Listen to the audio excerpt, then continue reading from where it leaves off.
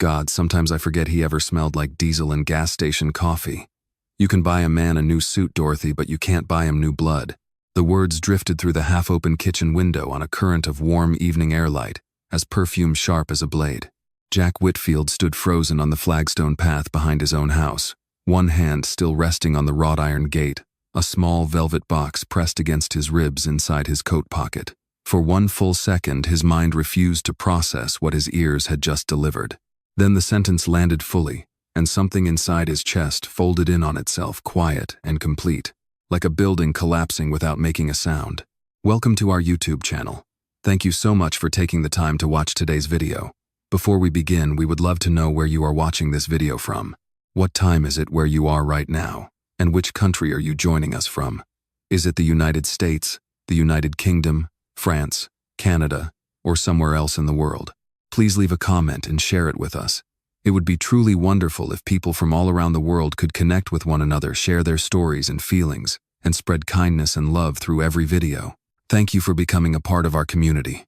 We hope you enjoy a meaningful, peaceful, and heartwarming time watching this video. He did not move. He did not breathe.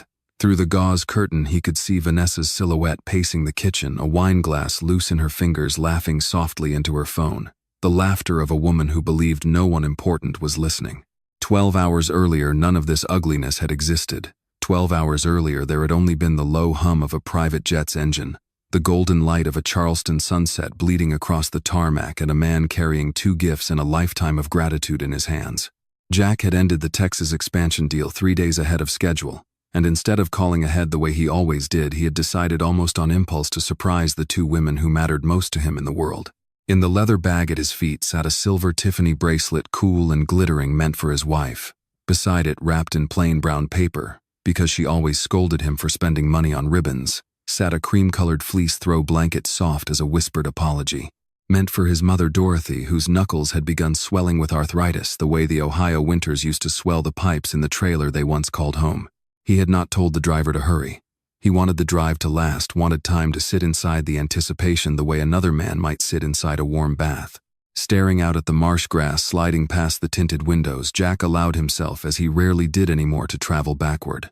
He remembered the trailer on the edge of Route 9, its aluminum walls groaning every time the wind picked up the single space heater that could warm only one room, and only if you sat close enough to feel your skin nearly blister while your back stayed numb with cold. He remembered nights when his stomach cramped so hard from hunger that he curled into himself under 3 thin blankets that still could not keep out February.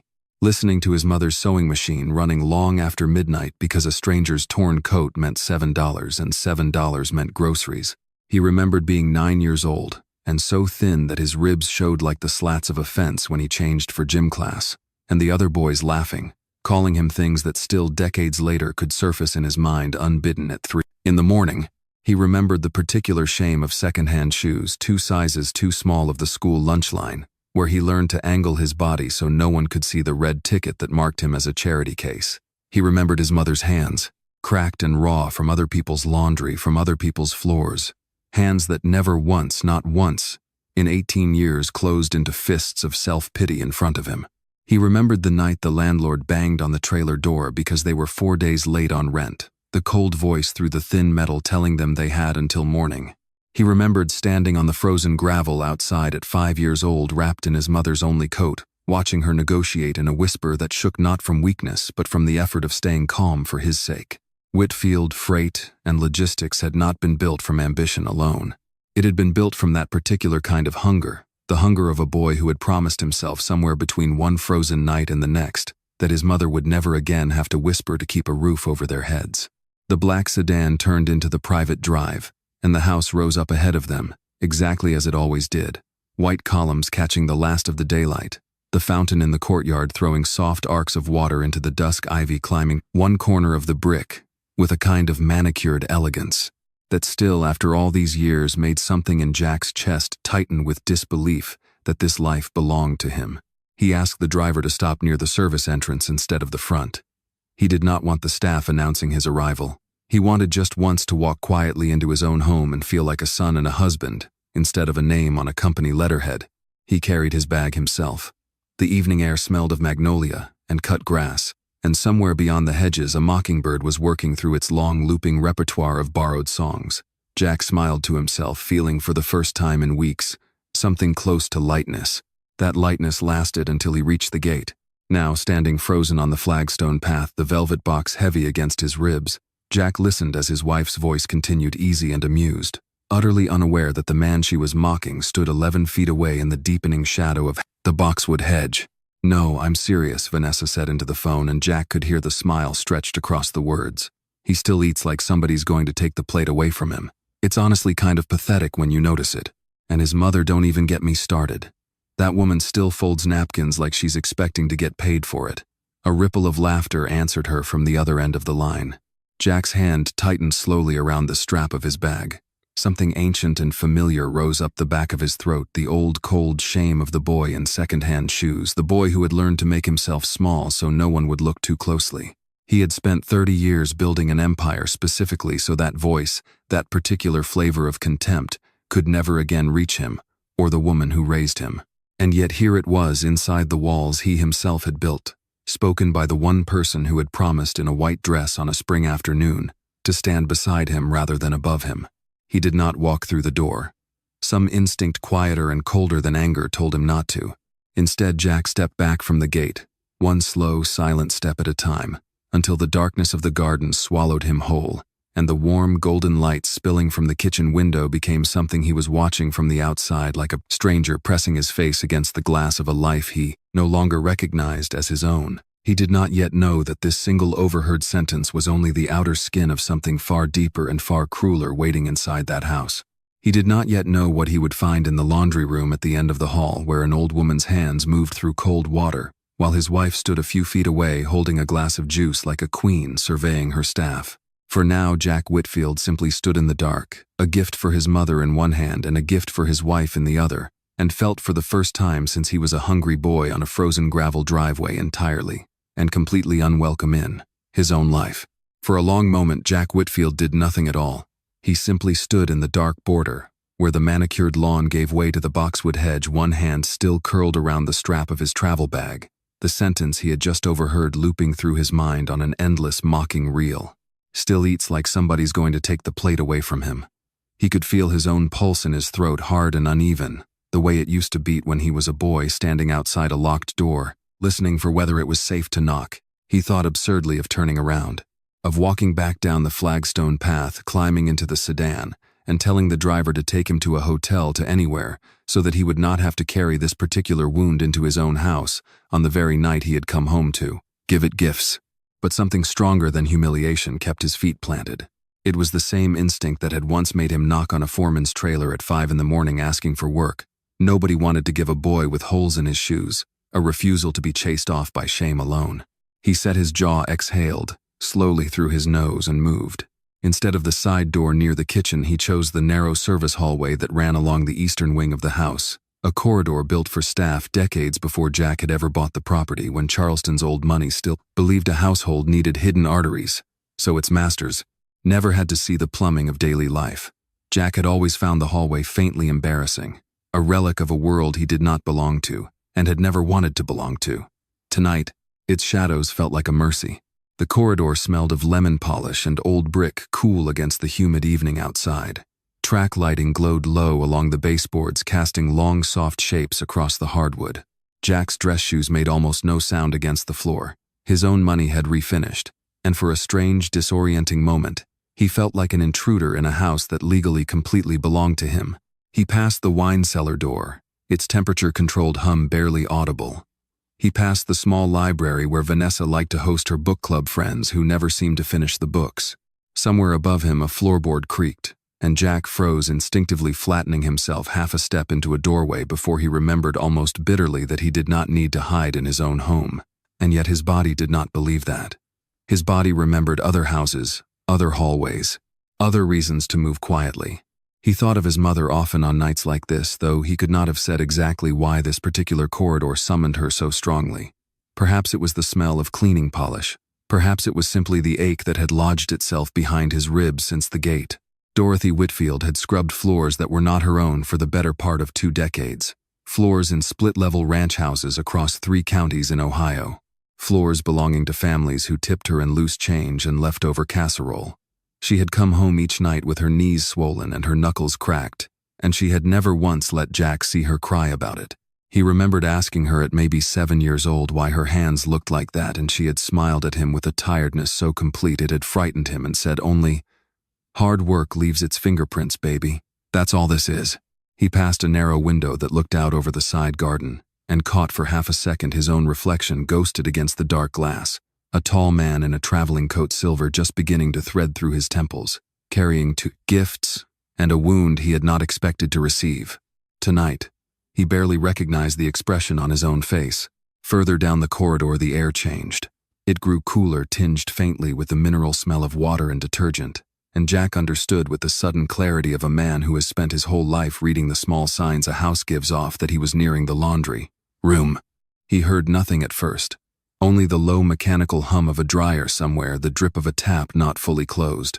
Then cutting through it, a voice not raised, not shouting, but flat and impatient in a way that made something in Jack's chest go still. "That won't wash itself, you know." The words were clipped, delivered with the particular boredom of someone giving an order they expected to be obeyed without comment. Jack did not immediately recognize the tone as belonging to anyone he knew because he had never once in 5 years of marriage heard his wife speak that way to anybody. He slowed his steps until he was barely moving at all, each footfall placed with the deliberate care of a man crossing thin ice. A thin blade of light spilled from beneath a door up ahead, along with the muffled slosh of water being disturbed by hand. "I don't want it going in the machine. You know how Jack feels about his good sheets." There it was again, his own name spoken like a prop in someone else's performance. A name used to justify something Jack could not yet see, but could already somewhere low in his stomach feel the shape of.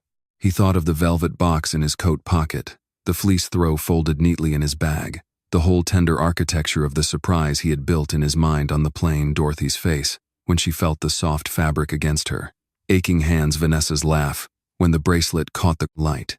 He had imagined with the specific foolish hope of a man who has worked very hard to give the people he loves an easy life that tonight would be simple, warm, a homecoming. Instead, he stood in a service hallway in his own house, his heart hammering with a dread he could not yet name, listening to a voice give orders in a room he had not yet allowed himself to look inside. Somewhere behind him, faint and distant, he could still hear the murmur of Vanessa's laughter, drifting from the kitchen, the same laughter that 20 minutes earlier had called him pathetic to a friend on the phone.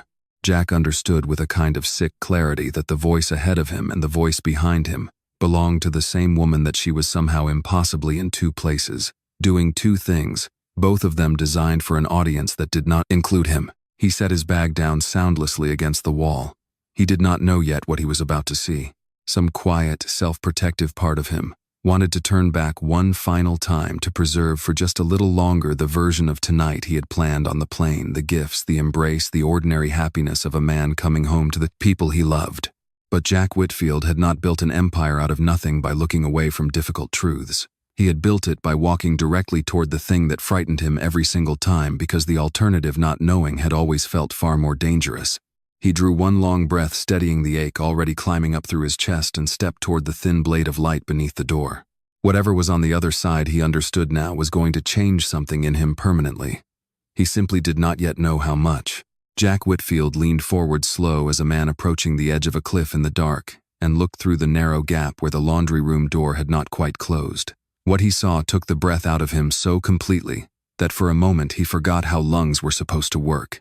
Dorothy stood bent over a deep porcelain basin, both sleeves of her cardigan pushed up past her elbows, her forearms submerged to the wrist in gray soapy water. A white dress shirt, his own. Jack realized with a jolt one of the shirts from his closet upstairs hung dripping from her hands as she scrubbed at the collar with slow, deliberate strokes. Her shoulders were curved forward in the particular posture of someone who has been standing in the same position for far too long. A wicker basket sat at her feet, piled high with linens and towels still waiting their turn. She looked older than Jack remembered her looking only 3 weeks earlier when he had kissed her cheek at the airport before leaving for Texas. Her face had a grayish pallor to it now, her eyes heavy-lidded with a fatigue that went deeper than a single long day. Her fingers, when she lifted them from the water to wring out the fabric, trembled not dramatically, not in a way anyone glancing casually into the room would necessarily notice, but Jack noticed. Jack had spent his entire childhood learning to read the smallest signs of exhaustion on that exact face. A few feet away, Vanessa stood in a silk robe that likely cost more than Dorothy's entire wardrobe. A glass of orange juice balanced loosely in one manicured hand. She was not looking at Dorothy the way a person looks at another human being. Her gaze had the flat, proprietary quality of someone inspecting a piece of furniture for scuffs. "The sheets need to be done by hand too," Vanessa said, her voice light, almost bored. "I don't trust the machine not to ruin them, and I'd rather not explain that to Jack when he gets back." Dorothy did not look up. "I'll get to them," she said softly. Her voice was so quiet, so carefully stripped of complaint, that it landed on Jack like a physical blow. And after that, Vanessa continued sipping her juice. "The kitchen needs wiping down properly. I don't like the staff seeing dust everywhere when I'm trying to relax." "Of course," Dorothy murmured. Jack felt something crack open behind his sternum, wide and hot and furious. Every instinct in his body screamed at him to push the door open, to cross the room in 3 strides, to take his mother's raw hands out of that cold water, and demand to know how long this had been happening. How long Vanessa had been standing in his kitchen with a drink in her hand, while a 68-year-old woman scrubbed his laundry on her knees. He actually moved his weight forward, his palm rising toward the door. And then, quiet as a hand closing gently around his wrist, a colder thought stopped him. "If I go in now, she'll have an explanation ready before I finish my first sentence." He had negotiated too many boardrooms, watched too many opponents, rearranged the truth in real time not to recognize the shape of what would happen. Vanessa would tilt her head, soften her voice, tell him this was all a misunderstanding, that Dorothy had insisted on helping, that he was exhausted from the flight and reading the scene wrong. And Dorothy, Jack's chest ached, even imagining it. Dorothy, who had spent her whole life protecting him from worry, would very likely agree with her just to keep the peace, just to keep him from carrying one more burden. He stayed where he was, frozen between fury and helplessness, and it was in that suspended, silent moment that the second blow arrived.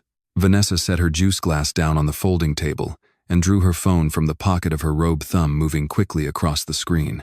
She wandered a few steps closer to the door, close enough that Jack, pressed into the shadow of the hallway, could hear every word with terrible clarity. "Yes, it's me," she said into the phone, her voice dropping into something businesslike, almost clipped. A pause. Then, "No, I need it finalized before he's back for good. The transfer paperwork on the account, the one under Dorothy's name.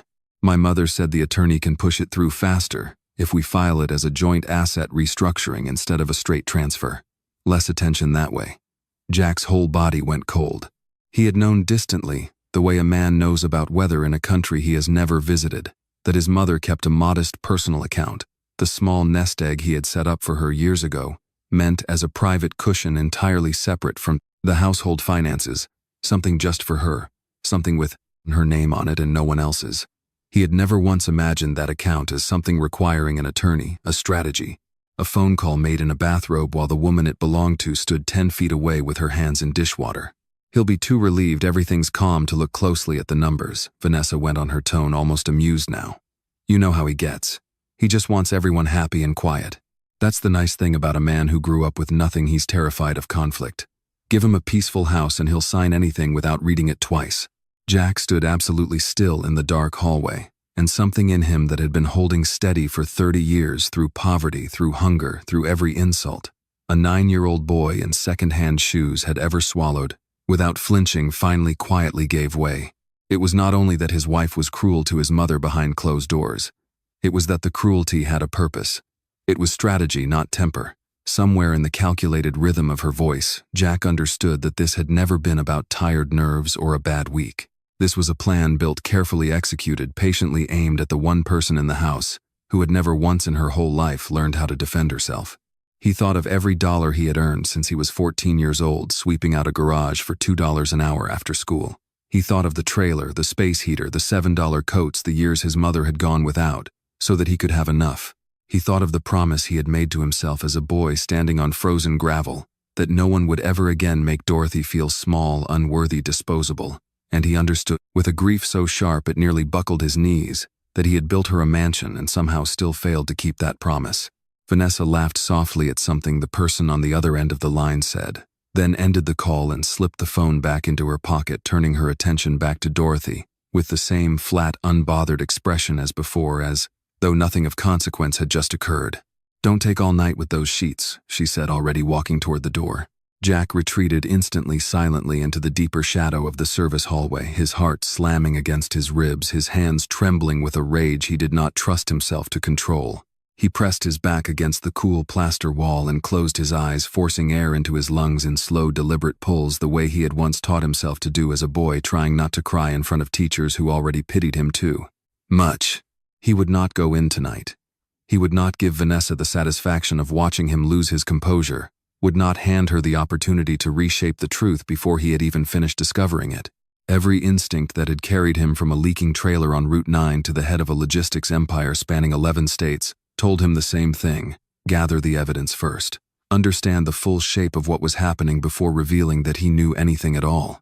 He picked up his bag from where he had left it against the wall, moving with the careful silence of a man walking away from something he could not yet bear to name, and slipped back out through the service entrance into the warm Charleston night, leaving behind in the small lit room at the end of the hallway the two women who did not yet know he had ever come home at all.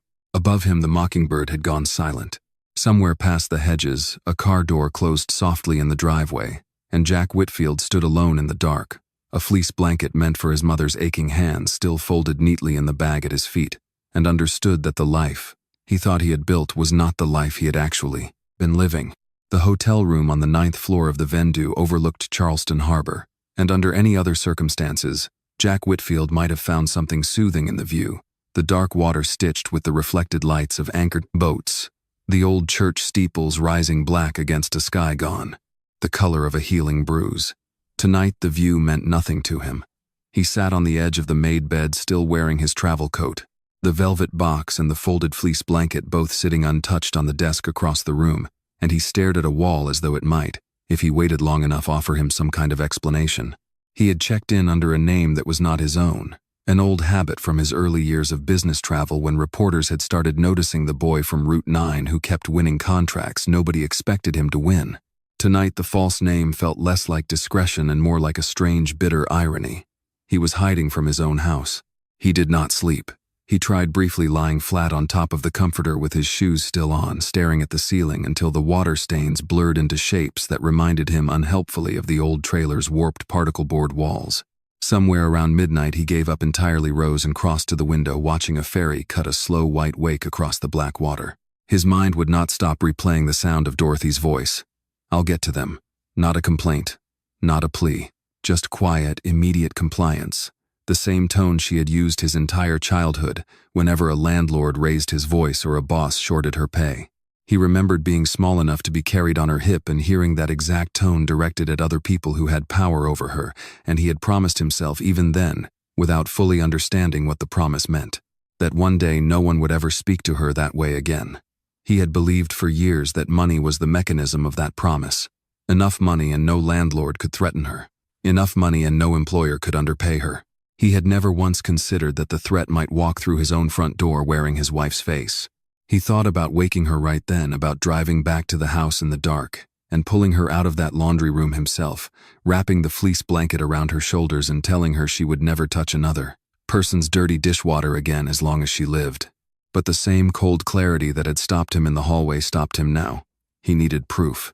Not because he doubted what he had seen, he trusted his own eyes completely, but because he understood, with the particular exhaustion of a man who had spent 30 years in negotiations, that the people closest to cruelty are often the last ones anyone believes without evidence. If he confronted Vanessa tonight armed with nothing but a memory and a shaking voice, she would simply deny it, soften it, reshape it into a misunderstanding born of jet lag and an overactive imagination. And Dorothy, gentle, self-erasing Dorothy, might very well back her up just to avoid, as she always avoided, being the reason for conflict. Somewhere near 1 in the morning, unable to sit still with the weight pressing on his chest any longer, Jack picked up his phone, and before he had fully decided to do it, dialed a number he had known by heart since he was 11 years. Old. Walt Boone answered on the 4th ring, his voice thick with sleep and immediately sharpened by alarm. "Jack, it's 1 in the morning. You okay?" For a moment, Jack could not find words at all. He sat down heavily on the edge of the bedphone, pressed hard against his ear, and let out a breath that came out shakier than he intended. "I need to tell you something," he said finally. "And I need you to not say I told you so. Not tonight." There was a pause on the other end, the particular silence of a man who has just realized exactly what phone call this is going to be. Walt had known Jack since they were boys, running barefoot along the same dirt shoulder of Route 9 since a summer when Jack's family had nothing and Walt's family had barely more, since the two of them had shared a single bicycle between them for 2 full years because neither family could afford a second one. Walt had stood beside Jack at his mother's side during every hard winter of their childhood, and he had stood uneasy and unconvinced at the back of the church 5 years ago, when Jack married Vanessa Croft, in a ceremony so lavish it had made the local society pages. "It's about Vanessa," Walt said. It was not a question. Jack told him everything.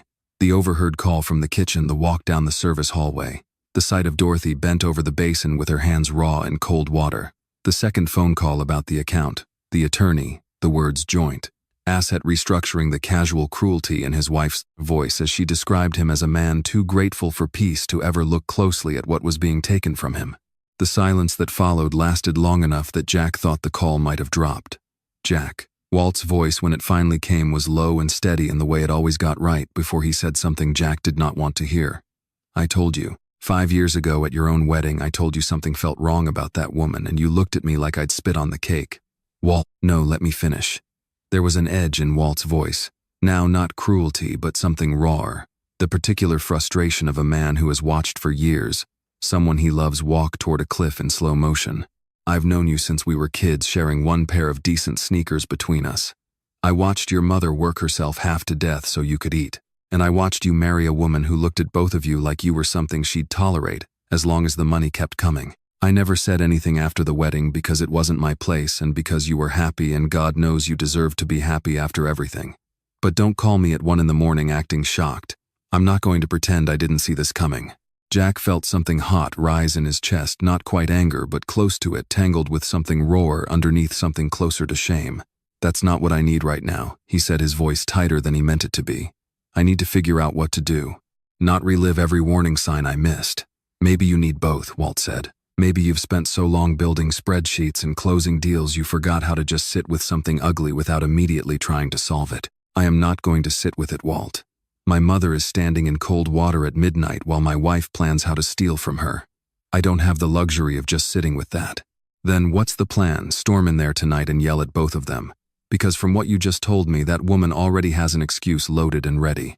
You go in hot, she'll turn it around on you before you finish your first sentence, and your mother will end up apologizing to you by the end of the night. Just watch."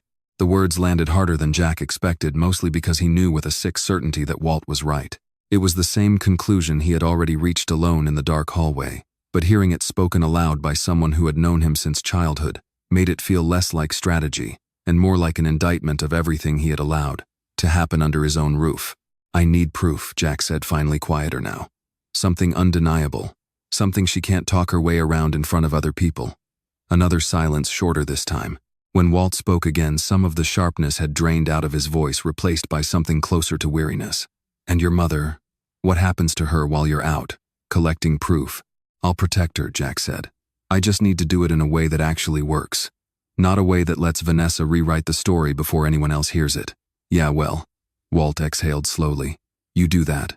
But don't call me in a week wondering why I'm not exactly thrilled to be your emotional support system on this. You didn't listen to me once, Jack. Forgive me if it takes me a minute to trust that you're going to listen now." The line went quiet between them, heavy with 5 years of unspoken tension finally given a voice. Jack sat on the edge of the hotel bed, phone still pressed to his ear, staring out at the dark water of the harbor, and understood that tonight had cost him more than his illusions about his marriage. It had cost him, at least for now, the easy comfort of his oldest friendship. "I'm sorry," Jack said finally, the words coming out rougher than he intended. "I should have listened years ago." Walt didn't answer right away. When he finally spoke, his voice had gone flat with exhaustion rather than anger. "Get some sleep, Jack. We'll talk when you actually have a plan instead of just a broken heart." The call ended. Jack lowered the phone slowly into his lap and sat motionless in the dim hotel room, the harbor lights blurring slightly through eyes. He refused to let spill over, carrying in the silence that followed the particular loneliness of a man who has just realized that the people who tried hardest to protect him were the very people he had least believed. Sleep never came. Somewhere around 2 in the morning, Jack Whitfield gave up trying to force it, and instead pulled his coat back on, took the elevator down through the hushed marble lobby, and told the night valet he would be driving himself. The city outside the hotel had gone quiet in the particular way Charleston did, After midnight, the horse-drawn carriage tours finished for the night, the wrought-iron balconies dark, only the occasional passing car sweeping its headlights across century-old brick. He drove without fully deciding where he was going, and yet some part of him must have known, because 40 minutes later, he found himself pulling into the gravel lot of Whitfield Freight's original storage depot, a low industrial building on the outskirts of North Charleston that the company no longer used for shipping, but that Jack had never been able to bring himself to sell. It held in a back corner behind pallets of retired equipment and a single climate-controlled unit containing the only physical remnants of a life he had spent 30 years trying to outrun and had never once, not for a single day, actually let go of. The unit smelled of cardboard and dust, and faintly of cedar from a chest his mother had once owned. Jack switched on the bare overhead bulb and stood for a moment simply looking at the small collection of boxes stacked against the wall, everything that had survived the trailer on Route 9, everything that had made the move with them from one cheap apartment to the next, until the day he had finally been able to buy his mother a house with real walls and real heat. He was not entirely sure what he was looking for. He told himself he simply wanted to be near something true, something that predated Vanessa's silk robes and calculated phone calls, something that still remembered who he actually was underneath the 11-state logistics empire and the tailored suits. He knelt on the concrete floor and began opening boxes at random: old report cards, a cracked leather Bible, a stack of yellowed grocery receipts. His mother had apparently never been able to throw away a habit born. He understood now with an ache from years of needing to account for every single dollar. Near the bottom of the third box, his fingers closed around a small tin, the kind that had once held peppermint candies, its lid dented, its paint mostly worn away to bare metal. He remembered the tin vaguely from childhood, remembered his mother keeping it on the highest shelf of whatever closet they had at the time, remembered being forbidden gently but firmly from ever touching it. He pried the lid open. Inside lay a folded document, brittle at the creases, and beneath it an envelope with no stamp, sealed shut. His own first name written across the front in handwriting he recognized instantly as his mother's, softer, rounder than her. Handwriting had become in later years the handwriting of a much younger woman. Jack's hands, steady enough to sign contracts worth hundreds of millions of dollars without a tremor, shook as he unfolded the first document. It was a birth certificate. His birth certificate, the state seal, the county, the date, all of it familiar in the way of a document he had filed and refiled 100 times over the decades for passports and licenses and legal paperwork. But the name in the space marked mother was not Dorothy Whitfield. The name was Anna Marie Pruitt. Jack read it 3 times before the letters resolved into something his mind could actually process. He did not know that name. He had never once in 38 years heard his mother speak it. His hands moved almost without his permission to the sealed envelope. He tore it open carefully, the old paper nearly crumbling at the edge, and drew out 3 pages closely written in the same rounded hand. My dearest Jack, if you are reading this, then either I have finally found the courage to tell you myself, or something has happened to me before I could. I have started this letter more times than I can count over the years and never once been able to finish it, because every time I try to write the truth down, I am afraid of what it will take from you, the only sense of family you have ever known. You are not my son by blood. Your mother's name was Anna, and she was the best friend I ever had. We worked together at the laundromat on 5th Street before you were born, back when I still had nothing but a rented room and a bad marriage I hadn't yet had the courage to leave. Anna got sick when you were not quite 2 years old. There was no father listed on your birth certificate who ever came forward, no family who could take you in, and no money for the kind of care she needed. I sat with her at the county hospital the night she passed, and the last thing she asked me, the very last thing, was to make sure you never ended up somewhere you weren't loved. I didn't have much to offer you, Jack. I want you to understand that. I had no money, no husband, no home that was truly mine. What I had was a promise I made to a dying woman and a feeling in my chest the very first time I held you, that I have never once in all the years since been able to call anything other than love. I never told you the truth because I was terrified. Terrified you would look at me differently. Terrified you would feel like you had been given to me instead of chosen by me. Terrified that somewhere underneath it all you would decide I wasn't really your mother at all. But I need you to know something, and I need you to believe it completely. Every sacrifice I ever made, every cold night, every meal I skipped, so you could eat, every hour I spent on my knees scrubbing someone else's floor, none of it was obligation. All of it was choice. I chose you, Jack, every single day, long before you were old enough to know there had ever been a choice to make. I hope whenever you read this that you already know how deeply you are loved. I hope it doesn't need this letter to prove it. But if some part of you ever wonders whether you truly belong to anyone in this world, I want these words to answer that question forever. You belong to me exactly as much as if I had carried you myself. All my love, always, Dorothy. Jack sat back hard against the cold concrete floor, the letter trembling in both hands, and for a long moment he could not breathe at all. The storage unit around him seemed to tilt the bare bulb overhead, swinging almost imperceptibly, though nothing had actually moved except the ground beneath everything he had believed about his own life. He thought of every scraped knee Dorothy had bandaged, every fever she had sat up through, every second-hand coat she had mended by hand so it would last one more winter. All of it done not because biology demanded it of her, but because she had simply decided, in a hospital room beside a dying stranger, who happened to be his mother, that he was hers to protect. And now that same woman was standing at a laundry basin at midnight, her hands raw in cold water, being told by his own wife that she should be grateful simply to be tolerated in the house her adopted son had built. Something in Jack's chest, already cracked from the discoveries of the past 24 hours, broke open completely.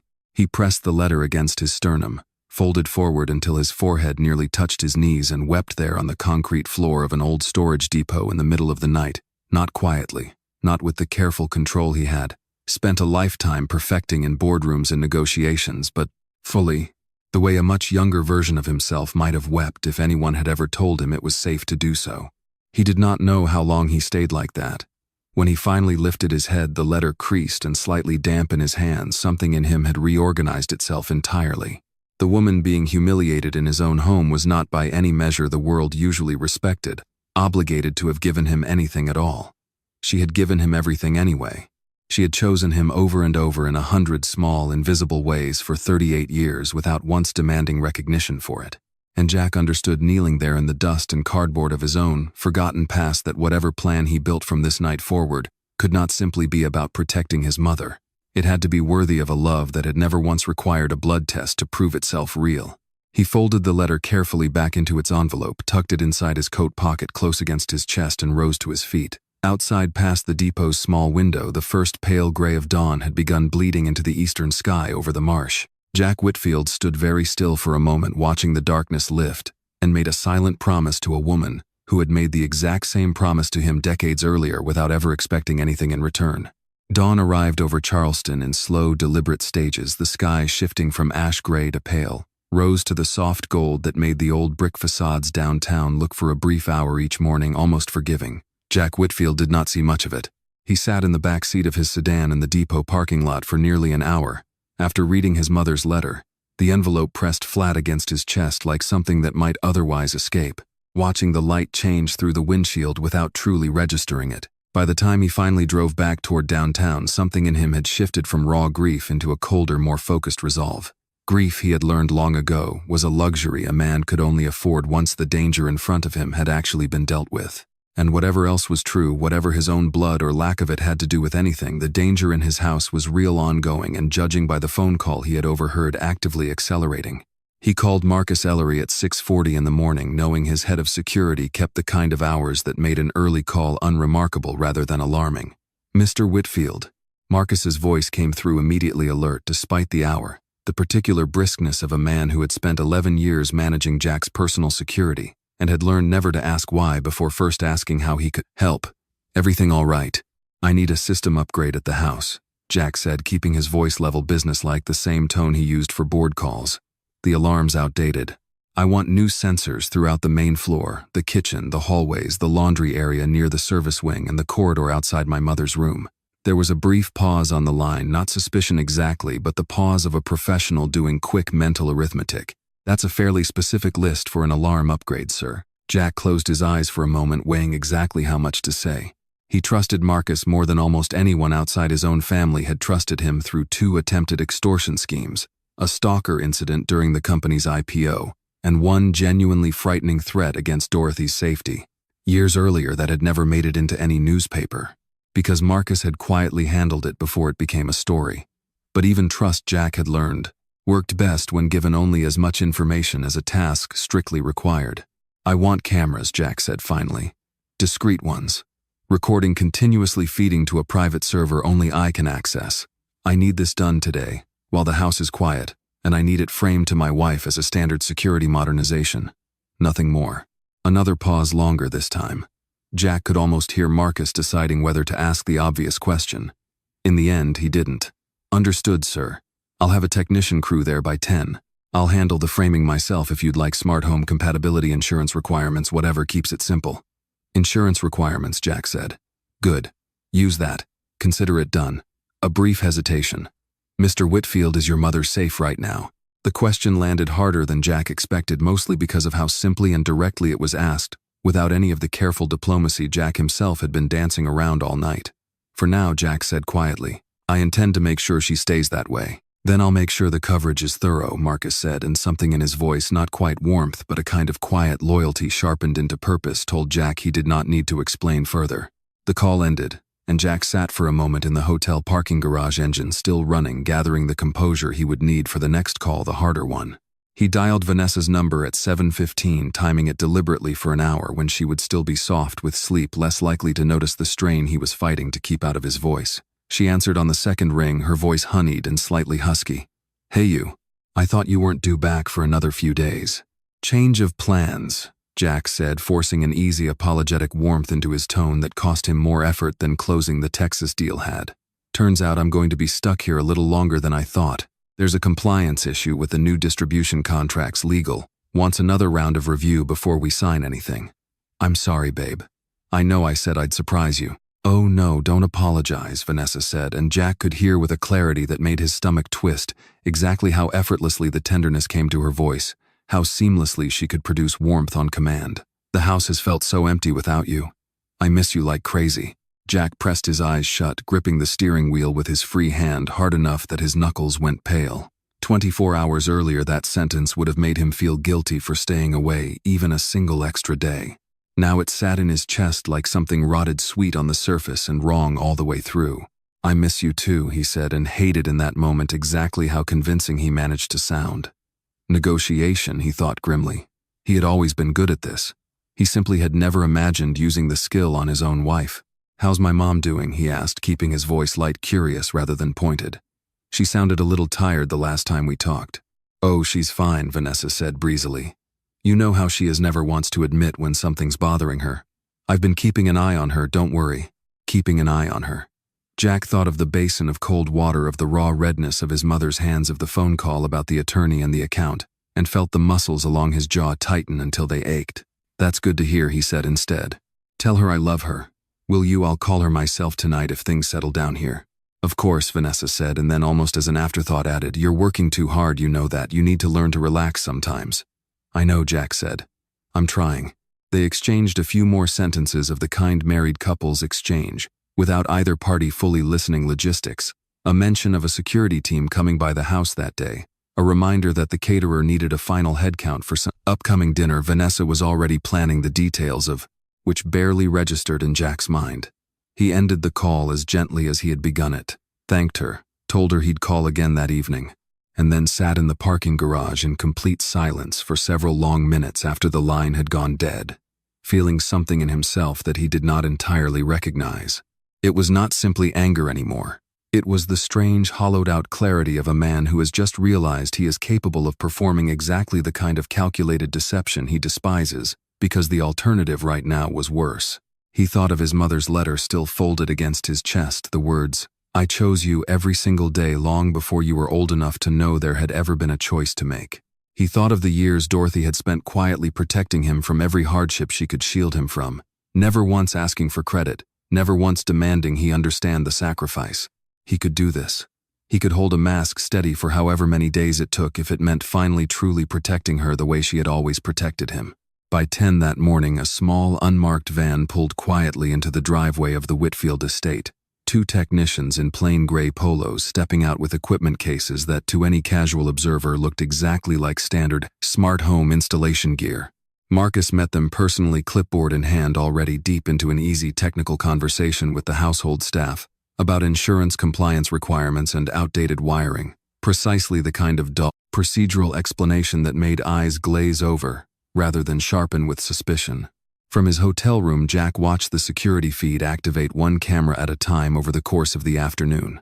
First the main hallway, then the kitchen, then with a fresh wave of grief tightening his chest, the corridor outside the mother's bedroom door, And finally, hardest of all to watch even, in its empty, motionless state, the small laundry room at the end of the service wing. Vanessa, according to the brief updates Marcus texted him throughout the day, had barely glanced at the technicians, mildly curious, at most entirely unbothered, exactly as Jack had predicted.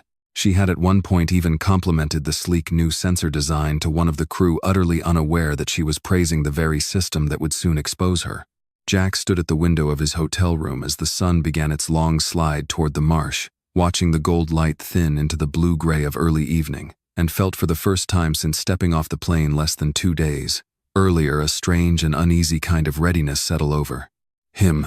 He was no longer simply a man who had discovered a betrayal. He was a man building a case quietly, methodically, the same way he had once built an entire freight empire out of nothing but stubbornness and a promise made on a frozen gravel driveway. Somewhere inside the house he had built with his own 2 hands, the truth was now recording itself, one silent frame at a time, waiting for the moment Jack would finally be ready to let it speak. The days that followed settled into a rhythm Jack Whitfield would later describe, if he ever allowed himself to describe it at all, as the loneliest stretch of his adult life. By morning, he ran the company from a rented office 2 floors below his hotel suite, signing off on shipping contracts and fielding calls from his executive team with a steadiness that surprised even him, given the storm churning beneath the surface. By evening, after the last video call ended and the last email was answered, he closed the blinds, poured himself a single glass of bourbon he rarely finished, and opened the private security feed on his laptop, bracing himself the way a man braces before stepping into cold water. He watched everything. The first morning's footage began innocuously enough, the kitchen camera catching Dorothy entering the frame just after 5:30, well before the sun had fully cleared the marsh grass beyond the eastern windows. She moved slowly, one hand occasionally pressing against the small of her back, and set about preparing coffee and toast with the careful, economical movements of someone who had spent a lifetime making breakfast for other people before ever considering her own. Vanessa did not appear until nearly 8, dressed already in workout clothes, despite no apparent plan to actually exercise. Her hair, immaculate, her expression, faintly irritated, even before she had spoken a word. "Is there a reason breakfast isn't in the sunroom yet?" Vanessa asked, glancing at the tray Dorothy was arranging. "I was just about to bring it in," Dorothy said quietly. "I asked for it at 7:30. I'm sorry. I'll be quicker tomorrow." Jack sat frozen at his laptop, watching his mother apologize for an instruction he was fairly certain had never actually been given at 7:30, or at any specified time at all. It was such a small moment, 30 seconds of footage, nothing dramatic, nothing that would alarm a casual observer, and yet it told him more about the daily texture of his mother's life than any confrontation could have. This was not an isolated flare of temper. This was routine. A quiet, grinding routine of small corrections and smaller apologies repeated so many times that Dorothy had clearly stopped expecting anything different. He made himself keep watching. Later that same morning, the hallway camera caught Vanessa on a phone call, laughing easily with someone Jack didn't recognize by voice, walking slow loops through the corridor outside Dorothy's room. "Honestly, living with an elderly mother-in-law takes strategy," she said, her tone light, conversational, the way someone might discuss a mildly inconvenient home renovation. "You have to manage the space carefully, or she just sort of takes over everything. I've gotten pretty good at it. Actually, strategy." The word lodged itself in Jack's chest like a splinter. He thought of the letter folded in his coat pocket of Dorothy's handwriting, describing love as something chosen fresh every single day for 38 years, and set it directly beside Vanessa's clinical managerial description of that same woman as a problem requiring tactics. The second evening's footage was worse. The laundry room camera, positioned discreetly above the doorframe, caught Dorothy at nearly 9 at night, still working through a stack of linens, her shoulders visibly trembling with fatigue. Vanessa entered briefly, glanced at the pile, and said without any particular malice in her tone, which somehow made it land even harder, "You're really slow at this. At your age, you'd think you'd have picked up some efficiency by now." Dorothy said nothing at all. She simply nodded and kept working. Jack paused the footage there, closed his laptop, and sat in the dark hotel room for a long time without moving. He thought about calling Walt again, wanting badly to hear another human voice, but the memory of their last conversation, raw, unresolved, still tender at the edges, kept his hand still on the phone. He was not ready yet to hear even gently another "I told you so." Instead, he sat alone with the silence and let himself feel fully and without deflection the particular grief of watching someone he loved be diminished, one small, unremarkable moment at a time. By the third day, patterns had begun to emerge with an almost unbearable clarity. Jack noticed that Vanessa's cruelty operated on two distinct registers deployed with what he now understood to be deliberate precision. In front of witnesses, staff delivery drivers, the rare visiting friend, she performed warmth.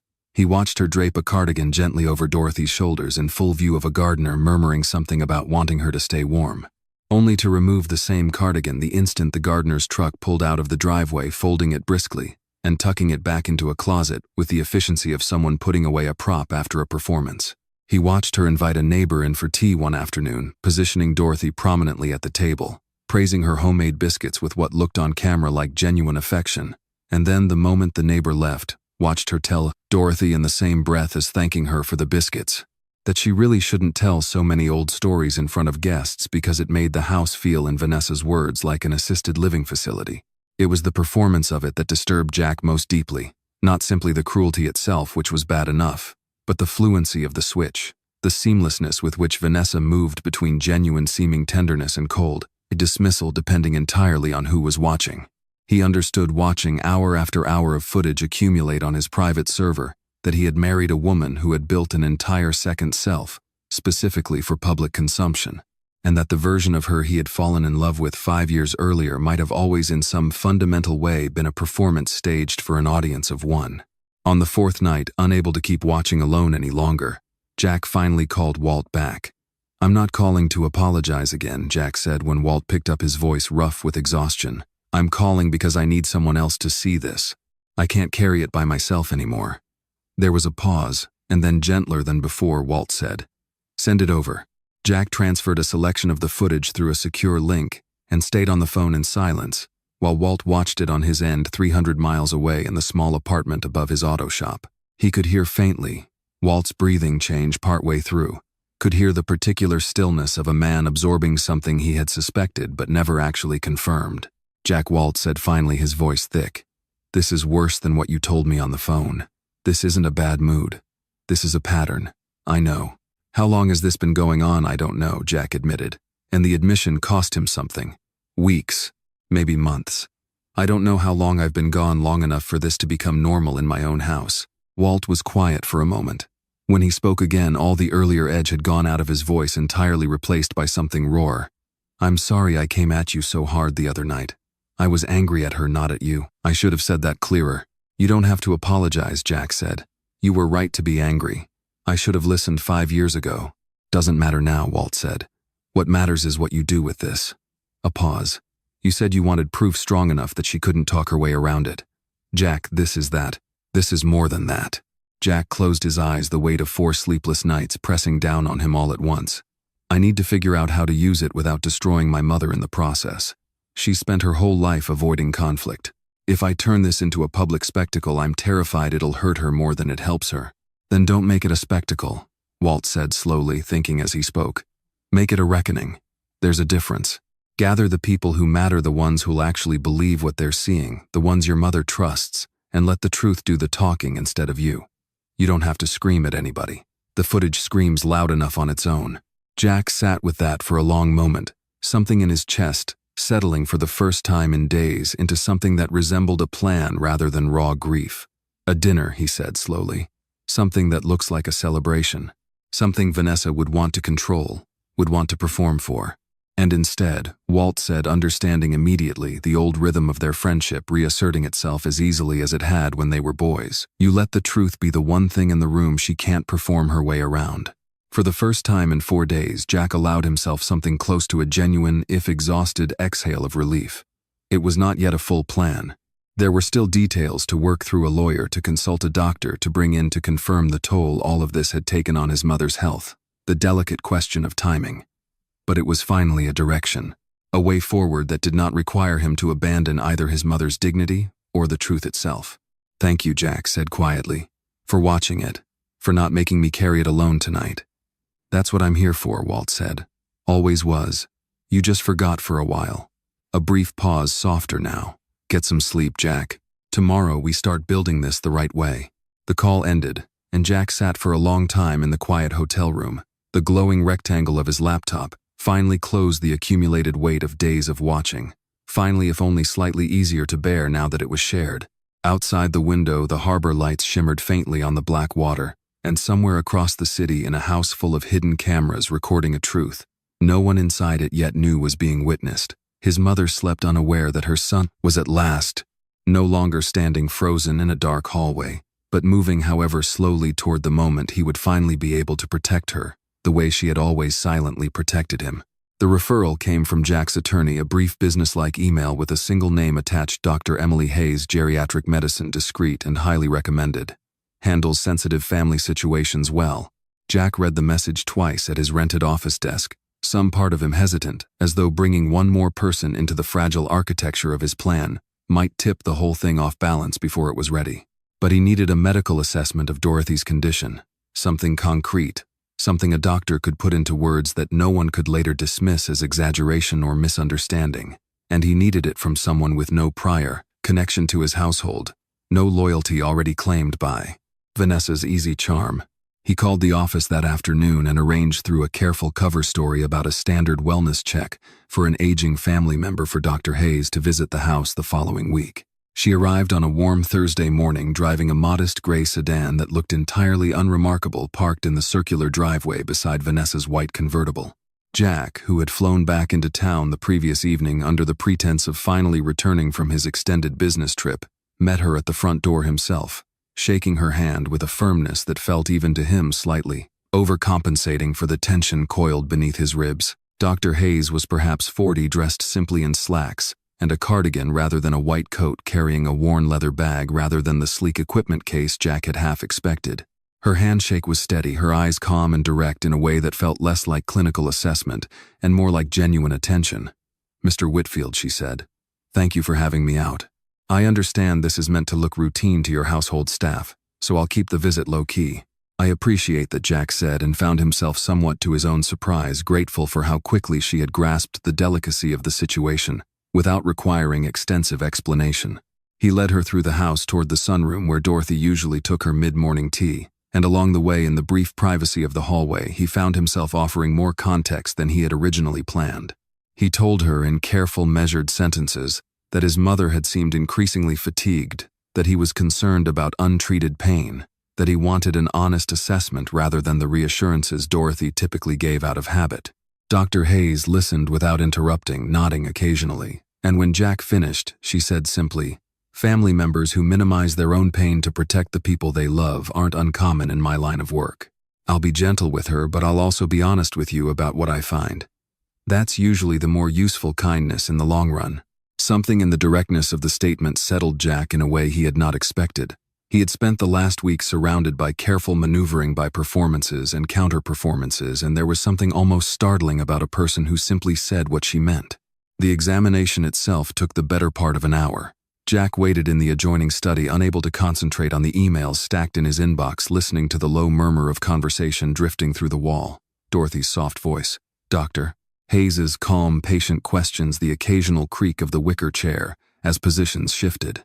When Dr. Hayes finally emerged, she found Jack standing by the window, and something in her expression careful and measured, as it was told him before she even spoke that the news would not be simple. "She's in more pain than she's letting on," Dr. Hayes said quietly once they had stepped out onto the side terrace out of earshot of the house. "The joint inflammation in her hands is significant, consistent honestly with someone who's been doing repetitive manual labor far beyond what her body can currently handle. There's also some indication of chronic sleep deprivation, elevated stress markers. Nothing acutely life-threatening today, but nothing I'd call stable either. If the underlying cause continues." Jack absorbed this in silence, his jaw tight. "I asked her directly whether anything at home was causing her distress." Dr. Hayes continued, watching him carefully now, as though gauging how much weight he could bear at once. "She told me everything was fine, that she didn't want to be a burden." A brief pause. "That phrase came up 3 separate times in under an hour, Mr. Whitfield. In my experience, when someone repeats a reassurance that specifically, it usually means the opposite is true." Jack looked away out over the manicured garden toward the fountain, throwing its soft arcs of water into the morning light, and felt something in his chest tighten almost unbearably. "I know what's happening in this house," he said quietly after a moment. "I've known for about a week now. I'm building a case, evidence, witnesses, everything I'll need to end it properly. I just needed to know how much time I actually have before her health becomes the more urgent problem." Dr. Hayes studied him for a long moment, her expression shifting from clinical assessment into something warmer, more personal. "Can I tell you something that isn't strictly professional?" she asked. Jack nodded, surprised by the question. "My grandmother raised me for most of my childhood," Dr. Hayes said, her voice quieter now. "My parents weren't really in the picture. She worked 2 jobs to keep a roof over our heads, and when she got older and started needing help herself, my aunt, her own daughter, treated her the exact same way. I just watched your mother describe minus a few details. Small humiliations. Being made to feel like she'd become a burden simply by existing. I watched it happen for almost 2 years, before anyone in the family did anything about it. Mostly because everyone kept telling themselves it wasn't really that bad, that she seemed fine, that maybe they were overreacting." She paused, looking directly at Jack now. "It was that bad, and by the time we finally acknowledged it, some of the damage, not just physical, but the kind that lives in how a person sees their own worth, had already taken root in a way that took years to undo if it ever fully did." Jack felt something shift in his chest at her words, a recognition sharper and more personal than simple sympathy. He thought of Dorothy's letter still folded in the inner pocket of his jacket where he had kept it every day. Since finding it, thought of the years of quiet sacrifice it described, and understood, with a clarity that felt almost physical, that he was sitting across from someone who had watched this exact kind of erosion happened before, and had carried the grief of arriving too late. "I'm not going to let that happen to her," Jack said, his voice low but certain. "I believe you," Dr. Hayes said simply. "And for whatever it's worth, the fact that you're building a case carefully, instead of just confronting this out of pure anger, tells me something important about you. Most people I've worked with in situations like this either explode too fast and lose the evidence they need, or freeze entirely and let it continue for years. You're doing neither." Jack looked at her for a moment, struck by how strange it felt to receive something so simple and so needed. Not flattery, not reassurance offered out of politeness, but a kind of clear-eyed recognition from someone who genuinely understood the terrain he was navigating. It had been so long, he realized, since anyone outside of Walt had looked at him and seen the actual man underneath the company and the money, rather than either resenting the money or performing gratitude for it. "Thank you," he said finally, "truly, for being straightforward with me, and for," he hesitated, unsure how to phrase it without overstepping, "for understanding without me having to explain everything twice." Dr. Hayes offered a small, genuine smile, the first one Jack had seen from her that morning. "It's not a common gift being understood without explaining twice," she said. "I imagine that's rare in your world." "You have no idea," Jack said, and was surprised to hear something almost like a laugh escape him, small, tired, but real. They stood together on the terrace a moment longer, the late morning sun warming the stone beneath their feet, the fountain's soft water sounds filling the silence between them in a way that felt unexpectedly peaceful rather than tense. Jack found himself against every instinct honed by a week of vigilance and calculation, simply standing still, present in a single ordinary moment with another person, for what felt like the first time in longer than he could easily remember. "I'll write up a formal medical assessment for your records," Dr. Hayes said, eventually professional again but no less warm. "Dated, detailed, admissible if you ever need it that way. And Mr. Whitfield, if you need anything else as this unfolds, medical guidance, someone to help explain her condition to others, anything at all, please call me directly. This isn't the kind of situation anyone should navigate entirely alone." "I appreciate that," Jack said, and meant it more deeply than the simple words conveyed. "More than you probably know." She gathered her bag, said a gentle goodbye to Dorothy through the sunroom door, and made her way back to her car, the gravel crunching softly beneath her shoes in the quiet morning. Jack stood on the terrace long after she had driven away, watching the space where her car had been, and became aware slowly, and with a faint unfamiliar warmth spreading through the center of his chest, that something in him, some door he had, not consciously known was closed, had shifted open, if only slightly, for the first time in longer than he could name. He did not yet have a word for what he was feeling. He told himself it was simply relief at having found someone competent and trustworthy at exactly the moment he needed one. But some quieter, more honest part of him understood that it was something else as well. The strange, disorienting sensation of being truly seen by someone who asked nothing of him in return except honesty. At the exact moment his entire understanding of family love and belonging had been turned inside out.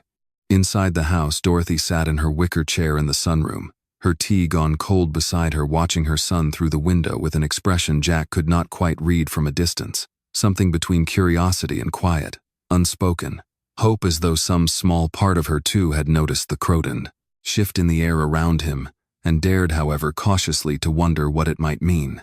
The plan took shape over the following days, the way a building rises slowly, methodically, one load-bearing decision at a time, each piece dependent on the ones before it. Jack worked from the small rented office 2 floors beneath his hotel suite. A legal pad covered in his own cramped handwriting spread across the desk beside his laptop, listing names, roles, contingencies.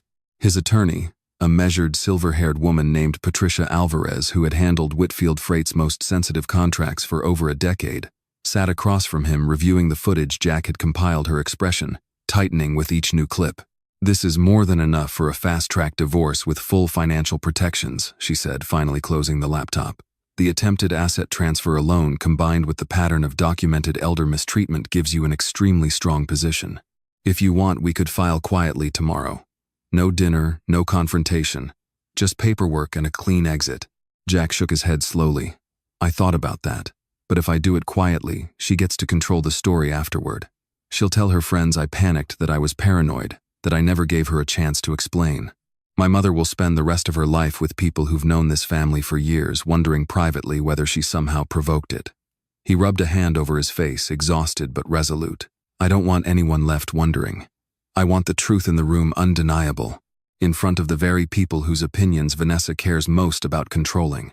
Patricia studied him for a moment, then nodded slowly. "Then we build it carefully.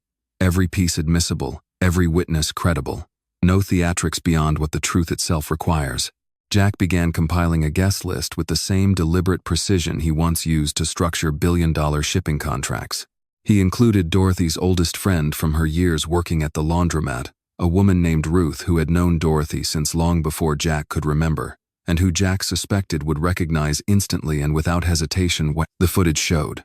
He included 2 of Vanessa's closest friends, not out of cruelty, but because he wanted her mask to fall specifically in front of the audience she had built it for. He included Dr. Hayes, whose medical assessment would lend an authority no amount of raw footage alone could provide. He included Patricia, and after a long moment of hesitation, he added Walt's name to the list as well. He called Walt that evening to explain the plan in full. The dinner framed publicly as a homecoming celebration, the careful sequencing of the reveal, the deliberate choice to let the evidence speak rather than raising his voice. Walt was quiet through most of the explanation, and when he finally spoke, his voice carried an edge Jack hadn't expected after their reconciliation the week before. "You want to sit her down at a dinner table, let her get comfortable, let her perform for an audience, and then just flip a switch and show everyone what she really is in front of your mother. In front of strangers. They're not strangers," Jack said, feeling his patience fray slightly. "They're people who matter to her. People whose respect she's spent years cultivating. That's my point, Jack. You're not just exposing her. You're humiliating her publicly in a room full of people she's spent years trying to impress. That's not justice. That's theater. And theater has a way of backfiring."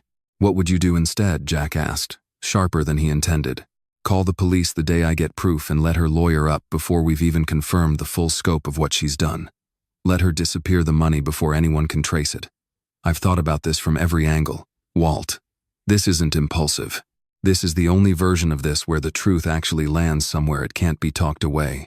Or Walt said, his voice rising slightly, "Now it's the version where you get to feel powerful again after a week of feeling helpless, and you're calling it justice because that sounds better than admitting you want her to feel exactly as exposed and humiliated as you felt standing in that hallway listening to her call you pathetic." The words landed hard precisely because some sharp, honest part of Jack recognized the shape of truth buried inside them. He was quiet for a long moment, gripping the phone, his jaw tight. "Maybe there's some of that in it," he admitted, finally, low and rough. "Maybe I do want her to feel it. But that doesn't make the plan wrong, Walt. My mother has spent her entire life being quietly diminished by people who counted on her never fighting back. I am not going to let this end quietly, too. I am not going to let Vanessa walk away with some polite private settlement, while everyone who knows her keeps believing she's a devoted wife who simply had a rough patch." "And what about Dorothy?" Walt shot back. "Have you actually asked her what she wants? Or are you so busy building your case that you forgot the woman at the center of it might not want to be paraded in front of a dinner party like evidence in a trial?" The question hit Jack like a physical blow, mostly because he did not have a ready answer. In the whirlwind of the past week, the footage, the letter, the meetings with Patricia and Dr. Hayes, the elaborate architecture of proof and timing, he realized with a sick lurch of guilt that he had not yet sat his mother down and simply asked her what she wanted from any of this. "I haven't asked her yet," Jack admitted quietly. Then maybe start there, Walt said, some of the sharpness draining from his voice replaced by something more tired than angry. Before you build a whole production around protecting her, make sure the version of protection you're building is actually the one she needs, not just the one that makes you feel like you're finally doing something. The line went quiet between them. Jack sat in the dim hotel room, the legal pad of names and plans spread out across the desk, suddenly feeling less like a strategy and more like something he needed to reconsider entirely. I'll talk to her, Jack said finally. Tomorrow, before anything else moves forward. Good, Walt said. And Jack, I'm not trying to fight you on this because I don't trust you. I fought you on Vanessa for years because I didn't trust her and I was right. This time I'm pushing back because I do trust you, and I need you to build this the right way, not just the fastest way to feel like you've won something back. Jack closed his eyes, something in his chest loosening slightly at the distinction Walt had just drawn. Not doubt in him, but care for the outcome. Thank you, he said, for pushing. That's what I'm here for, Walt said, echoing the words from their earlier call, and this time there was warmth threaded all the way through them.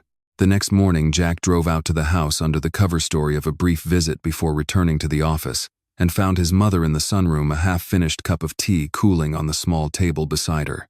He sat down across from her, the July sunlight falling warm across the wicker furniture, and for the first time since discovering the truth in the storage depot told her everything.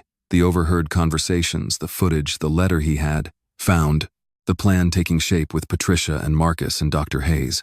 Dorothy listened in silence, her hands folded in her lap, her expression moving through something Jack could not fully name: grief, perhaps mixed with a kind of exhausted relief at no longer having to carry the secret of either revelation. Alone. You found the letter, she said finally, very quietly when he had finished. I did, Jack said. I read every word of it a dozen times. Tears gathered in Dorothy's eyes, though she did not let them fall. I always meant to tell you myself. I just never found the right moment. There never seemed to be a moment small enough to hold something that big. You don't owe me an apology for that, Jack said gently. Not for any of it. He reached across the small table and took her hand, careful of the swelling in her knuckles. But I do need to ask you something important, and I need you to answer honestly, not the way you usually do when you're trying to protect me from worry. Dorothy managed a small, watery smile. You noticed that habit, did you? I've noticed it my whole life, Jack said. I just didn't always let myself see it clearly. He held her gaze steadily. What do you want to happen? Not what you think I want to hear. What do you actually want? Dorothy was quiet for a long moment, looking down at their joined hands. When she finally spoke, her voice was steadier than Jack expected, carrying a thread of quiet resolve he had not heard from her in longer than he could remember. I don't want to hide anymore, she said. I spent my whole life making myself small so I wouldn't cause trouble for anyone, for the people who employed me, for you, and now for her. I'm tired, Jack, not just in my body. In whatever part of a person gets tired of disappearing. She looked up, meeting his eyes directly.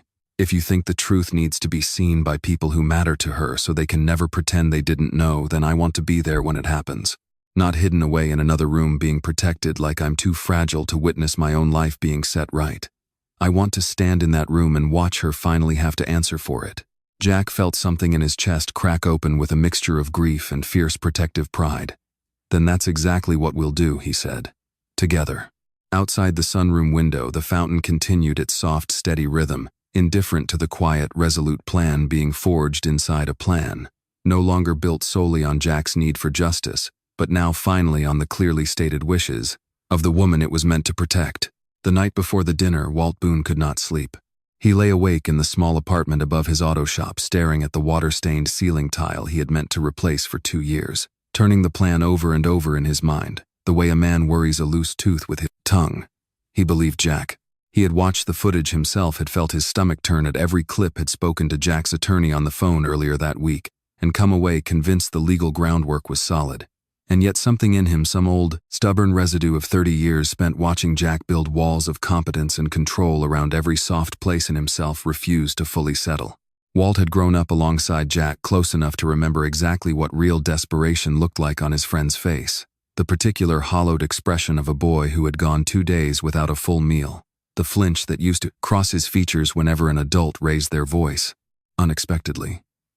He had also, over the past decade, watched that same boy grow into a man capable of closing hostile takeovers, with a calm, unshakable expression that gave nothing away. Walt trusted Jack's heart completely. He was no longer entirely certain after everything the past week had revealed that even Jack himself knew where the line sat anymore between protecting his mother and orchestrating a victory he needed for his own wounded pride. Around 11:30, unable to quiet his thoughts any further, Walt got up, pulled on a jacket, and drove the 40 minutes out to the Whitfield estate. He told himself he simply wanted to check on Dorothy, a small private visit. Nothing that required announcing himself to the household or interrupting whatever Jack was doing.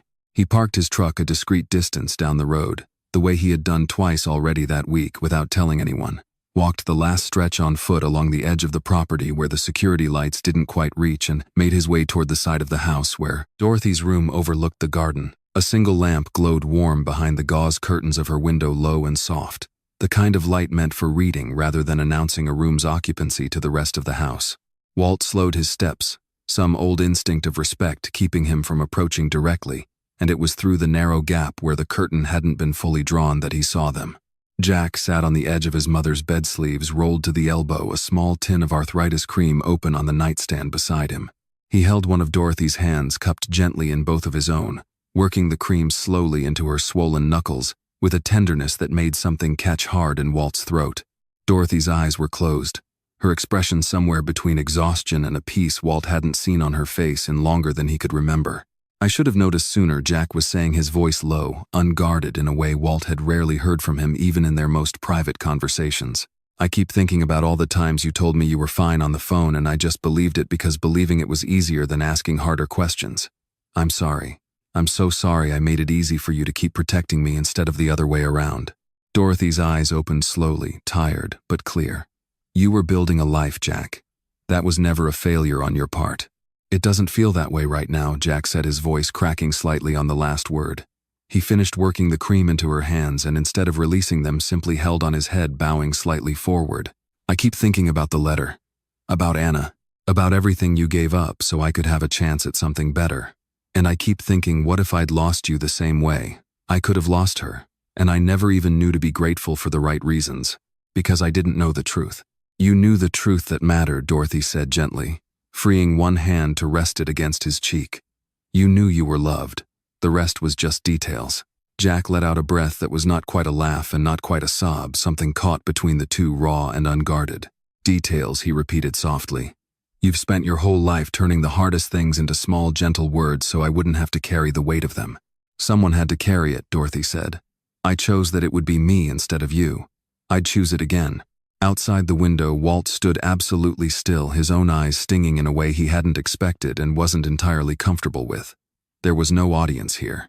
No dinner guests, no attorney, no camera crew documenting evidence for a courtroom. Jack had no reason to perform tenderness in an empty room at nearly midnight. No strategic benefit to gain from a private, unscripted apology to a woman who already loved him unconditionally. This was simply who Jack was.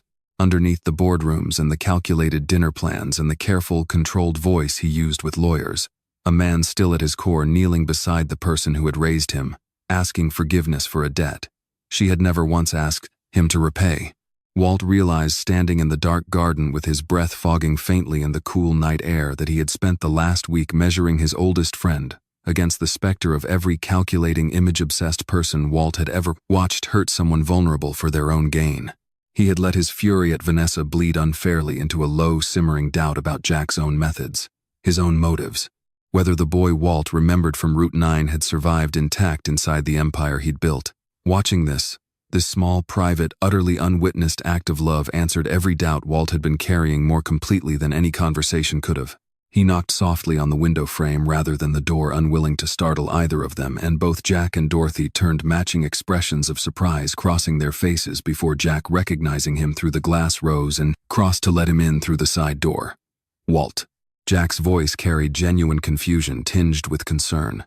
"It's almost midnight. Is everything okay?" Walt stepped into the soft lamplight of the room, glancing briefly at Dorothy, who offered him a small, warm smile despite the late hour. "Everything's fine," Walt said, his voice rougher than he intended. I couldn't sleep. Kept thinking about tomorrow, about whether we were doing this the right way." He paused, looking directly at Jack now, something loosening visibly in his posture. "I came out here to check on your mother myself. I've actually done it twice already this week, if I'm being honest. Didn't tell you because I didn't want you to think I was second-guessing your security setup." Jack blinked, clearly caught off guard. You've been coming out here on your own, couldn't help it, Walt admitted. Old habit, I guess. Watching out for people who can't always watch out for themselves. He glanced again at Dorothy, then back at Jack, and something in his expression softened further, the last of the week's tension finally dissolving.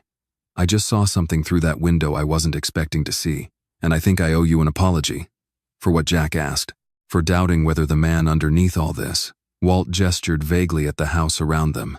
The wealth, the careful legal architecture of the plan taking shape for tomorrow, was still the same kid who used to give me half his sandwich, even when he only had half a sandwich to give. I let my anger at Vanessa turn into doubt about you, and that wasn't fair. What I just watched through that window, his voice caught, and he had to stop for a moment, clearing his throat before continuing. That wasn't strategy, Jack. That was just love. Real unscripted 3 a.m. kind of love. I needed to see that before tomorrow. I think some part of me needed to know you hadn't lost that buried under everything else. Jack looked at his oldest friend for a long moment, something complicated moving across his face, relief, gratitude, and beneath it all, the particular tenderness of a man who has just realized how much he needed exactly this kind of witness. I haven't lost it, he said quietly. I was scared this past week that maybe I had. That maybe building all of this, he gestured at the empire beyond the walls of the room, had cost me something I couldn't get back. Hearing you say that means more than you know. Dorothy, watching the exchange from her bed, reached out and took each of their hands in turn, her grip surprisingly strong despite the swelling Jack had spent the last 20 minutes tending. The two of you have been like brothers since before either of you could see straight over a bicycle handlebar, she said, her voice thick with emotion. Don't let one bad woman put a crack in something that survived 30 years of far worse than this. Walt let out a breath that was almost a laugh, wiping quickly at his eyes with the back of his hand. Yes, ma'am. Jack reached over and gripped Walt's shoulder, the old, easy solidarity of childhood friendship settling back into place between them, sturdier now for having weathered the strain of the past week rather than despite it. Stay a while, Jack said. Tomorrow's going to be hard. I could use having you here tonight for real, not just on the phone. Walt nodded, pulling a chair up beside the bed without needing to be asked twice, and for the next hour the three of them sat together in the soft lamplight, talking quietly about nothing in particular. Old stories from Route 9, a bicycle, with one working brake, a summer so hot the asphalt had blistered their bare feet, the easy healing ordinariness of people who loved each other, simply being present in a room together, gathering whatever strength they could before the truth tomorrow would finally be allowed to speak for itself.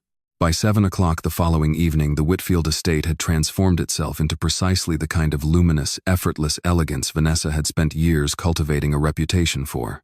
White orchids lined the long dining table in low, understated arrangements. Strings of warm bistro lights had been threaded through the oak trees, bordering the terrace, casting soft gold across the flagstones.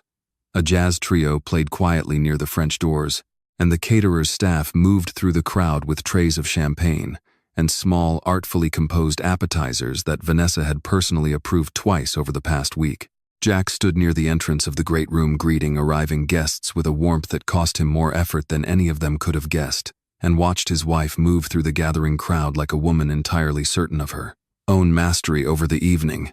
Vanessa wore a gown the color of aged ivory, her hair swept into an elegant twist, a diamond pendant at her throat that Jack recognized as a gift he had given her their first anniversary. She laughed easily at something one of her friends said, touched arms warmly complimented outfits, and every gesture landed with the polished, unconscious fluency of someone who had rehearsed graciousness so many times it no longer required thought. She found Jack near the bar and slid an arm through his, smiling up at him with an expression that if he had not spent the last 2 weeks watching a very different version of her captured silently on camera, he might still have believed completely. This is exactly what we needed, she murmured against his shoulder. You home safe. Everyone we love in one room. She glanced briefly across the terrace to where Dorothy sat in a high-backed chair near the edge of the gathering, dressed simply in a deep blue dress, a soft cream-colored throw draped over her shoulders despite the warm evening. I even made sure your mother had a comfortable seat where she could see everything. I know how much she means to you. Jack felt the words land against the raw place inside him where the truth still burned and forced his voice to stay even. That means a lot, he said. Thank you for thinking of her. Across the room, Dr.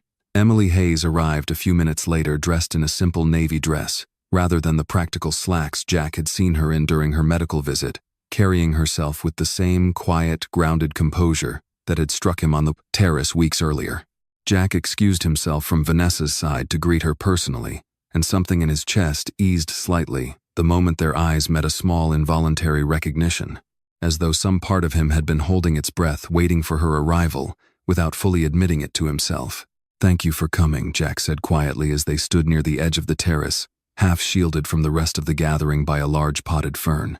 "I know this isn't exactly a typical evening for a physician. I've been to stranger things," Dr. Hayes said, a faint wry warmth in her voice. Her gaze drifted briefly toward Dorothy, who was speaking softly with Ruth, her old friend from the laundromat years, a genuine, unguarded smile on her face that Jack hadn't seen in longer than he could easily remember. "She looks well tonight. Tired, but well." "She insisted on being here," Jack said. "Insisted on facing this directly, instead of being hidden away somewhere for her own protection." He glanced sideways at Emily. "I think honestly that's the bravest thing I've watched anyone do in a long time." Dr. Hayes turned to look at him fully, then something soft and searching in her expression. "You look exhausted," she said, gently without judgment. "Whatever happens tonight, I hope you remember to take care of yourself once it's over. You've spent 2 weeks holding an enormous amount alone." "Not entirely alone," Jack said, and found himself unexpectedly wanting to tell her about Walt, about the reconciliation the night before, about the strange, fragile sense of steadiness he had felt ever since. He held back, mindful of the crowd and the hour, but something in the wanting itself surprised him, a small, unfamiliar impulse to share rather than simply manage. "Good," Emily said simply. "That matters." She held his gaze a moment longer than the conversation strictly required, and Jack felt something pass between them, not quite spoken, not yet nameable, but undeniably present. A quiet thread of understanding stretched taut across the space, between two people who had each in their own separate histories learned exactly what it cost to watch someone they loved be diminished by people who should have protected them instead. Across the terrace, Vanessa's laughter rose again, bright and easy, drawing Jack's attention back toward the performance still unfolding at the center of the party. He watched her approach Dorothy's chair, kneel slightly beside it in a gesture that from a distance looked like tenderness, and adjust the throw blanket more snugly around Dorothy's shoulders. "Comfortable, Mom?" Vanessa asked loud enough for the nearby guests to hear her voice pitched with exactly the right note of solicitous warmth. "I want you to feel completely taken care of tonight. You've done so much for this family." Dorothy's expression, Jack noted with a private ache, remained carefully composed, polite, gracious, betraying nothing of what she knew was coming. "You're very kind," she said simply. A cluster of Vanessa's friends nearby murmured approvingly, one of them touching a hand to her chest. "You two are so lucky to have each other," the woman said. "Not every family gets along this well." "We're very blessed," Vanessa said, straightening and offering the group a warm, radiant smile before drifting off to check on the caterer's timing for the next course. Jack watched the entire exchange from across the terrace with something close to nausea rising in his throat. The dissonance between what he now knew and what was being performed so seamlessly in front of him almost dizzying. He thought of the footage, Vanessa's flat, bored voice ordering Dorothy to scrub sheets by hand, the casual cruelty of strategy, and managing the space set directly against the tender public gesture he had just watched and understood, with a clarity that steadied, rather than shook him, exactly why the plan had to unfold the way it would tonight. Words alone, however, true, would never be enough to crack open a performance this polished. Only the footage itself, undeniable and unedited, could do that. Dinner was called shortly after 8, the guests filing into the formal dining room beneath the soft glow of the chandelier, taking their seats around the long table set with white linen and silver that gleamed under the candlelight.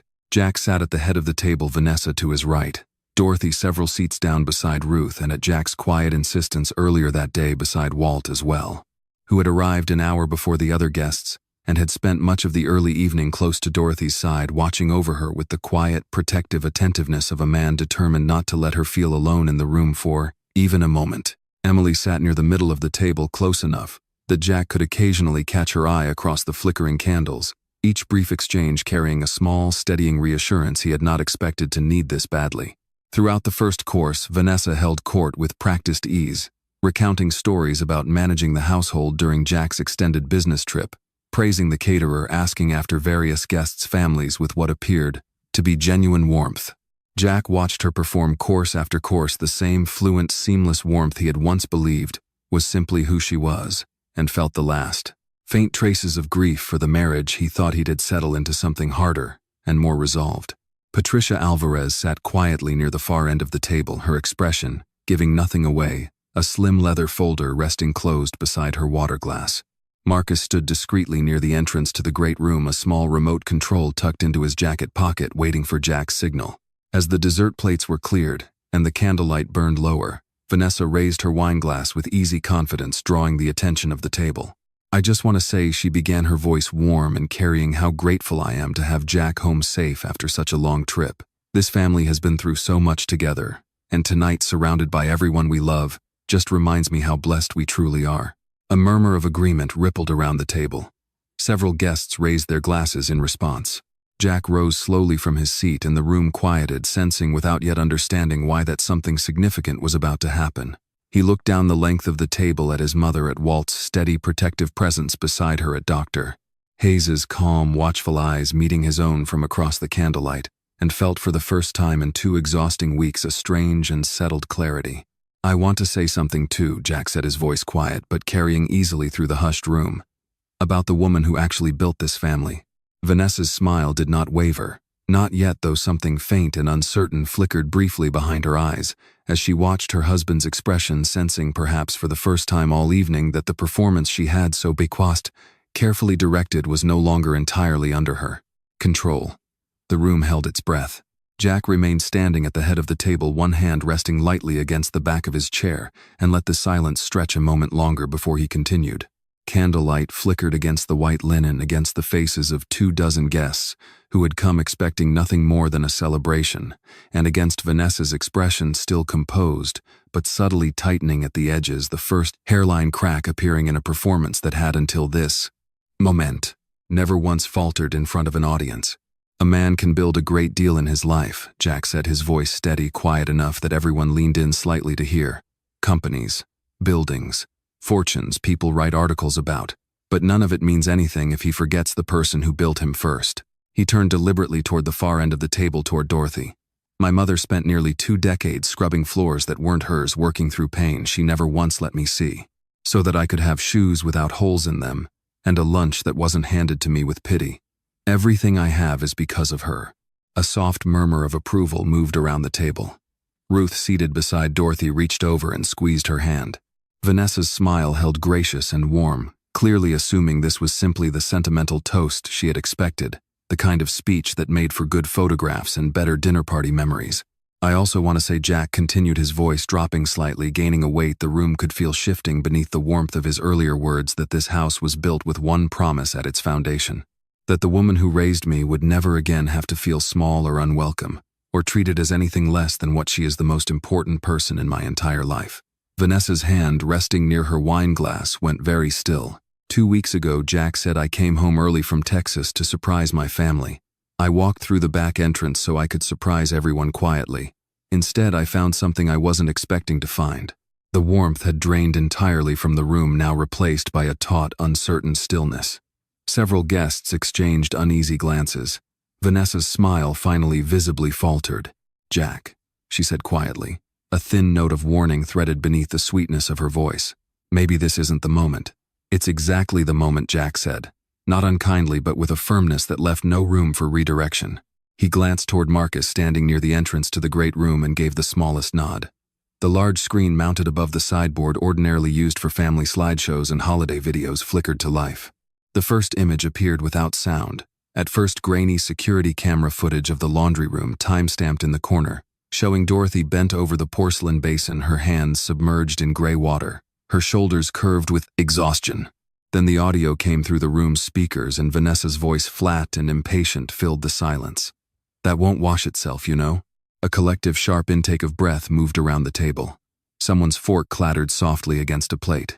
Vanessa rose halfway from her chair. "This is completely out of context. Please sit down," Jack said quietly, "and let everyone see the rest before you explain anything." The footage continued, cutting from clip to clip with the clean, damning efficiency Patricia had helped him assemble. The kitchen scene where Dorothy apologized for a breakfast delay that had never actually been requested at a specific time. The hallway phone call where Vanessa described managing her mother-in-law like an inconvenient piece of furniture. The moment she removed the cardigan from Dorothy's shoulders, the instant a gardener's truck pulled away, folding it briskly, the warmth gone from her face as completely as if a switch had been flipped. Around the table, expressions shifted in slow, visible waves: shock, then discomfort, then on several faces, a dawning uncomfortable recognition as guests who had spent years admiring Vanessa's gracious hospitality began quietly reassessing every small, polished moment they had ever witnessed. One of Vanessa's closest friends pressed a hand over her mouth, eyes wide with something between horror and betrayal.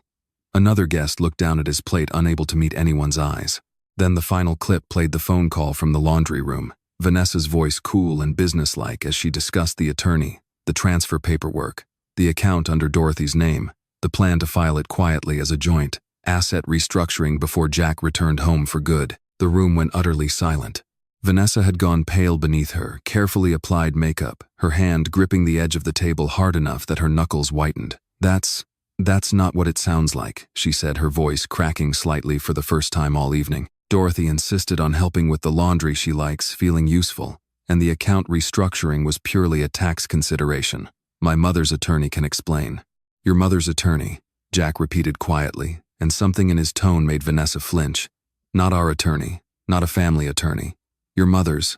Patricia Alvarez rose calmly from her seat at the far end of the table, opening the slim leather folder she had kept closed beside her water glass all evening. I've reviewed the transfer documentation, she said, her voice steady and precise, carrying the particular authority of someone who had spent decades being believed in rooms exactly like this one. The paperwork Mrs. Whitfield's attorney was preparing would have moved control of Dorothy Whitfield's personal account, an account entirely separate from the family estate set up specifically as her own protected asset, into a structure that would have given Vanessa Whitfield discretionary access. Without Dorothy's informed consent to the actual terms, a guest near the middle of the table made a small, involuntary sound of disbelief. Dr. Emily Hayes rose next, her voice calm, but unmistakably firm, cutting through the room's mounting shock with clinical precision. I examined Dorothy Whitfield 2 weeks ago, she said. The joint inflammation in her hands is consistent with sustained repetitive manual labor, well beyond what her body can safely handle. She's also showing signs of chronic sleep deprivation and elevated stress. When I asked her directly whether anything at home was troubling her, she told me 3 separate times that she didn't want to be a burden. Emily paused, letting the words settle fully into the silent room. In my professional experience, that phrase repeated that specifically almost always means the opposite is true. Vanessa's composure had fully collapsed now, her breath coming quick and shallow tears gathering at the edges of her eyes that seemed even now uncertain whether they were born of genuine remorse or simple panic at the unraveling in front of witnesses she had spent years cultivating. You're all making this sound so much worse than it was, she said, her voice rising desperate. I was exhausted too. Do you have any idea what it's like managing this entire house while he's off flying around the country closing deals? I never meant any of this to look the way it looks on some camera you had installed behind my back. You installed cameras on me. Vanessa turned sharply toward Jack, something almost like relief flashing briefly across her face as though she had finally located solid ground to stand on. That's an invasion of privacy, Jack. That footage isn't even admissible. They're legally installed home security cameras, Patricia said calmly before Jack could respond in a home. Mr. Whitfield owns outright disclosed in your original prenuptial agreement as a standard security provision. Every frame is admissible. Vanessa's mouth opened, then closed again, no further argument arriving. Jack walked the length of the table slowly past the stunned faces of guests who had come for champagne and orchids, and instead found themselves witnesses to the quiet, devastating unmaking of a carefully built lie. He stopped beside Dorothy's chair and knelt the way he had knelt beside her bed the night before, taking her trembling hands gently in his own. I'm sorry, he said, his voice low, meant for her though the whole room could hear it. I'm sorry it took me this long to see clearly. I'm sorry you ever had to apologize for taking up space in a house built specifically to protect you. Dorothy's tears finally fell silent and unrestrained, though her expression carried something beyond grief, now something closer. Jack thought to a lifetime of quiet endurance, finally being witnessed and believed. You came home, she whispered. That's all that ever mattered to me. Across the table, Vanessa sat frozen, the mask she had worn so effortlessly all evening, now lying in fragments around her, visible to every single person who had once believed without question in the woman she had spent 5 years so carefully performing. Walt stood quietly behind Dorothy's chair, one hand resting protectively on the back of it, his eyes meeting Jack's across the wreckage of the dinner table with a look that needed no words. Emily remained standing near her seat, her expression steady, watchful, carrying the particular calm of someone who had seen exactly this kind of reckoning arrive too late in other families and understood with quiet gratitude that this time it had not. The candles burned low around the ruins of a dinner party that had begun as a celebration and ended as a reckoning, and in the heavy transformed silence that followed, no one at the table doubted any longer which version of Vanessa Whitfield had been the performance and which had been the truth all along. For a long moment after Jack knelt beside his mother's chair, no one in the dining room moved. The candlelight guttered faintly in the draft from the open terrace doors, throwing unsteady shadows across faces still frozen in various states of shock. Then, into that fragile silence, Vanessa made a sound that was not quite a sob and not quite a laugh, something raw and unraveling, the sound of a woman watching the last of her careful architecture collapse in real time.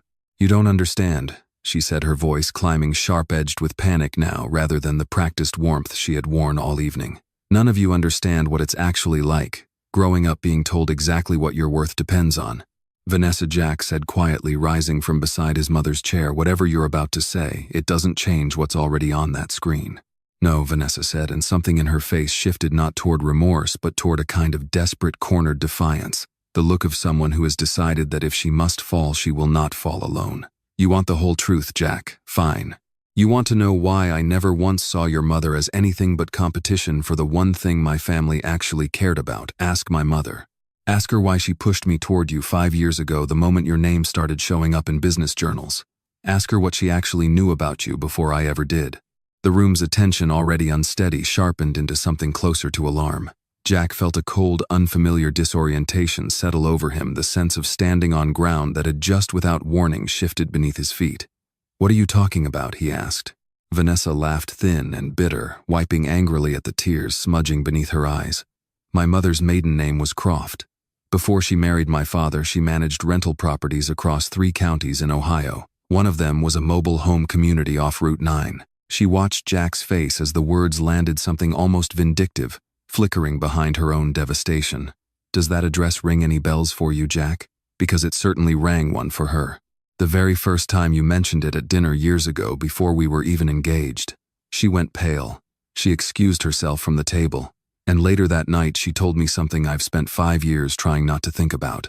Jack's chest had gone tight, a slow, sick recognition beginning to surface from somewhere deep and old, a place he had buried under 3 decades of success, specifically so he would never have to visit it again. "She told me," Vanessa continued, her voice shaking, "now that decades ago she'd evicted a woman and her young son from one of her properties in the dead of winter, over less than a week's unpaid rent.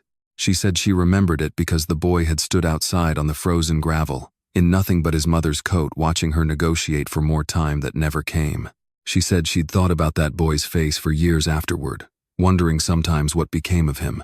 Vanessa's eyes, wet and furious, found Jack's across the wreckage of the table. And then 20-some years later, she opens a business magazine and sees a photograph of a self-made freight magnate from Ohio, and she recognizes him instantly. "Recognizes you, Jack." The room had gone absolutely silent. Even the jazz trio, still visible through the open doors to the terrace, had stopped playing, as though sensing the gravity settling over the house. Dorothy's hand tightened around Jack's, her breath catching audibly. "She never said anything to me directly," Vanessa went on, her voice cracking further with each sentence, the polished composure of the entire evening finally completely gone. "She didn't have to. She just started talking casually about how successful you were, how unattached, how it might be nice for me to meet someone like that. She engineered our introduction at a charity gala 18 months later so carefully I didn't even realize it had been engineered until years afterward. When I finally understood what she actually wanted." Vanessa pressed a shaking hand against her mouth for a moment before continuing. "She wanted access to your company, your assets, everything. She felt, genuinely believed, Jack should have belonged to people like our family in the first place, people who'd had money for generations instead of a boy she'd once thrown out into the cold for owing $140. Jack stood absolutely still, the ground beneath the past 3 decades of his life rearranging itself in real time. He thought of the trailer on Route 9, of the landlord's cold voice through the thin metal door, of standing at 5 years old on frozen gravel wrapped in his mother's only coat, watching her negotiate in a whisper that shook with the effort of staying calm for his sake. He had carried that single memory his entire adult life, as the origin point of everything he had built the exact moment he had promised himself. Dorothy would never again have to beg anyone for mercy.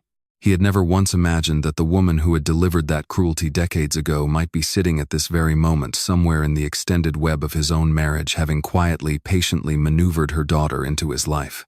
specifically to reclaim what she believed had somehow unfairly slipped beyond her family's reach.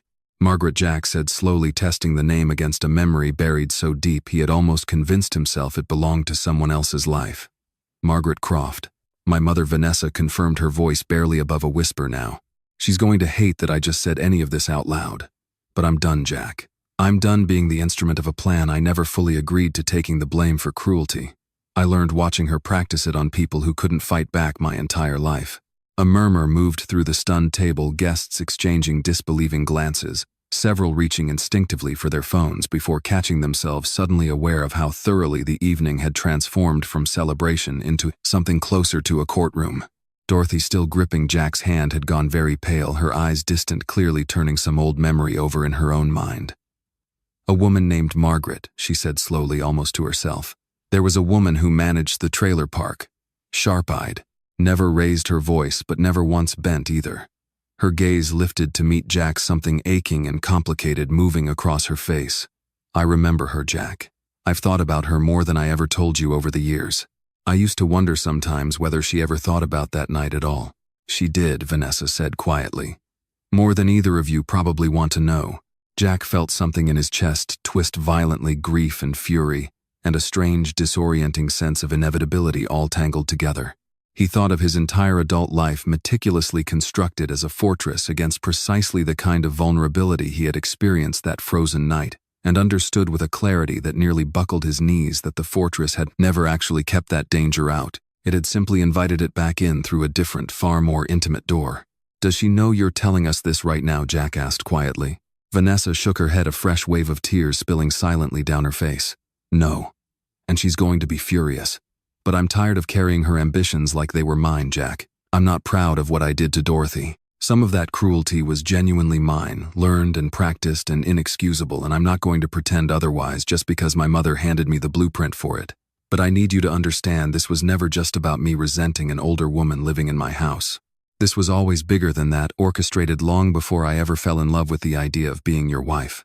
The room sat in stunned, heavy silence, the full shape of the evening's revelations settling over everyone gathered.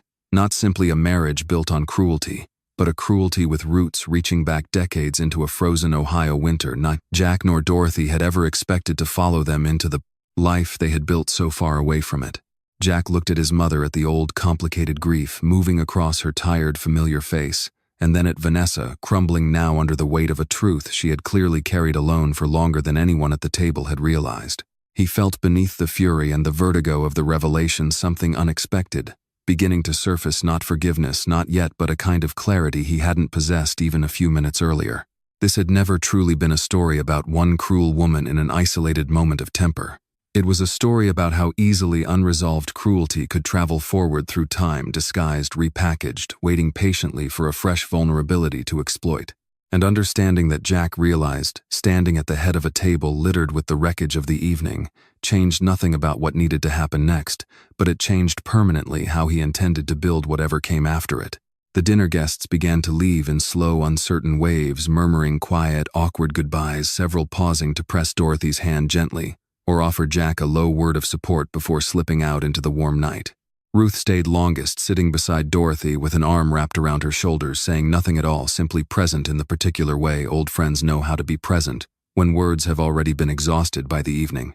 Vanessa remained seated at the far end of the table long after the last guest had gone, her elegant ivory gown incongruous now, against the wreckage of the evening, melted candles, abandoned wine glasses, the cold remains of a dessert. No one had finished. She did not look up when Jack approached, simply stared at her own hands folded in her lap, tears drying in uneven tracks down her face. I need you to understand something, Jack said quietly, standing a few feet from her chair, his voice carrying none of the fury that had simmered beneath the surface of the entire evening, only a tired, resolute steadiness. What your mother did to us decades ago, the eviction, the cruelty of that particular winter, none of that excuses what you did to Dorothy with your own hands and your own voice in this house over the past several months. You made those choices, not her. I know, Vanessa said, barely above a whisper.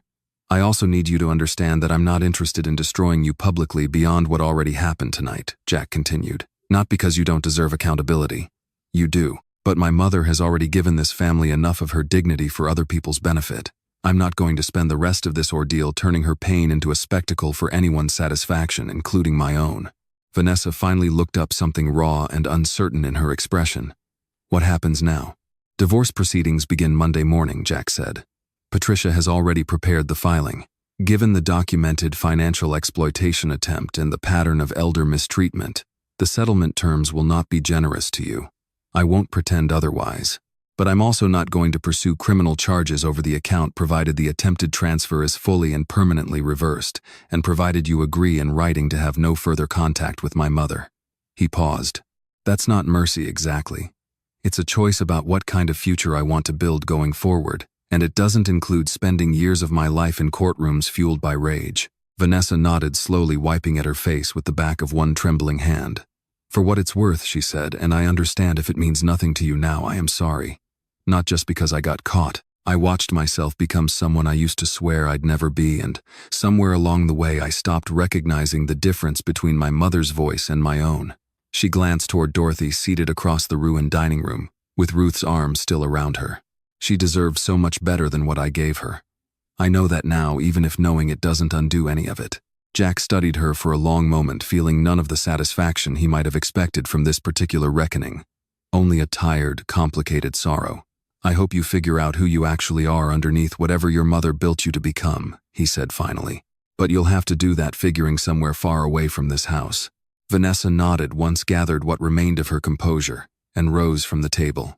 She did not look back as she walked toward the front hall, her heels echoing against the marble, in a rhythm that sounded to Jack's ears less like the confident stride of the woman who had swept through this house for 5 years and more like the uncertain steps of someone walking into an unfamiliar, unscripted life for the very first time. Sang Hom Sao, the house woke to a stillness. It had not held in longer than Jack could remember. Not the tense, performative quiet of the past several weeks, but something closer to genuine peace, fragile and unfamiliar, settling slowly over. In rooms that had spent months absorbing cruelty, they were only now beginning to release. Jack found Dorothy in the sunroom, just after 9, a fresh cup of tea steaming untouched beside her, her gaze fixed on the garden beyond the window. He sat down across from her without speaking at first, simply letting the morning light and the quiet settle around them both. "How are you feeling?" he asked eventually. Dorothy considered the question with the same careful honesty she had offered the night before. "Lighter," she said finally, "and exhausted. I don't think I understood how heavy the pretending had become until I didn't have to do it anymore." She looked at him, something gentle and searching in her expression. "And you? You look like a man who just watched his entire understanding of his own history rearrange itself in front of 24 witnesses." Jack managed a small, tired laugh. "That's a fairly accurate description, yeah." He reached across the small table and took her hand, carefully mindful of the swelling still evident in her knuckles. "I keep thinking about that trailer park. About Margaret Croft standing at our door telling us we had until morning.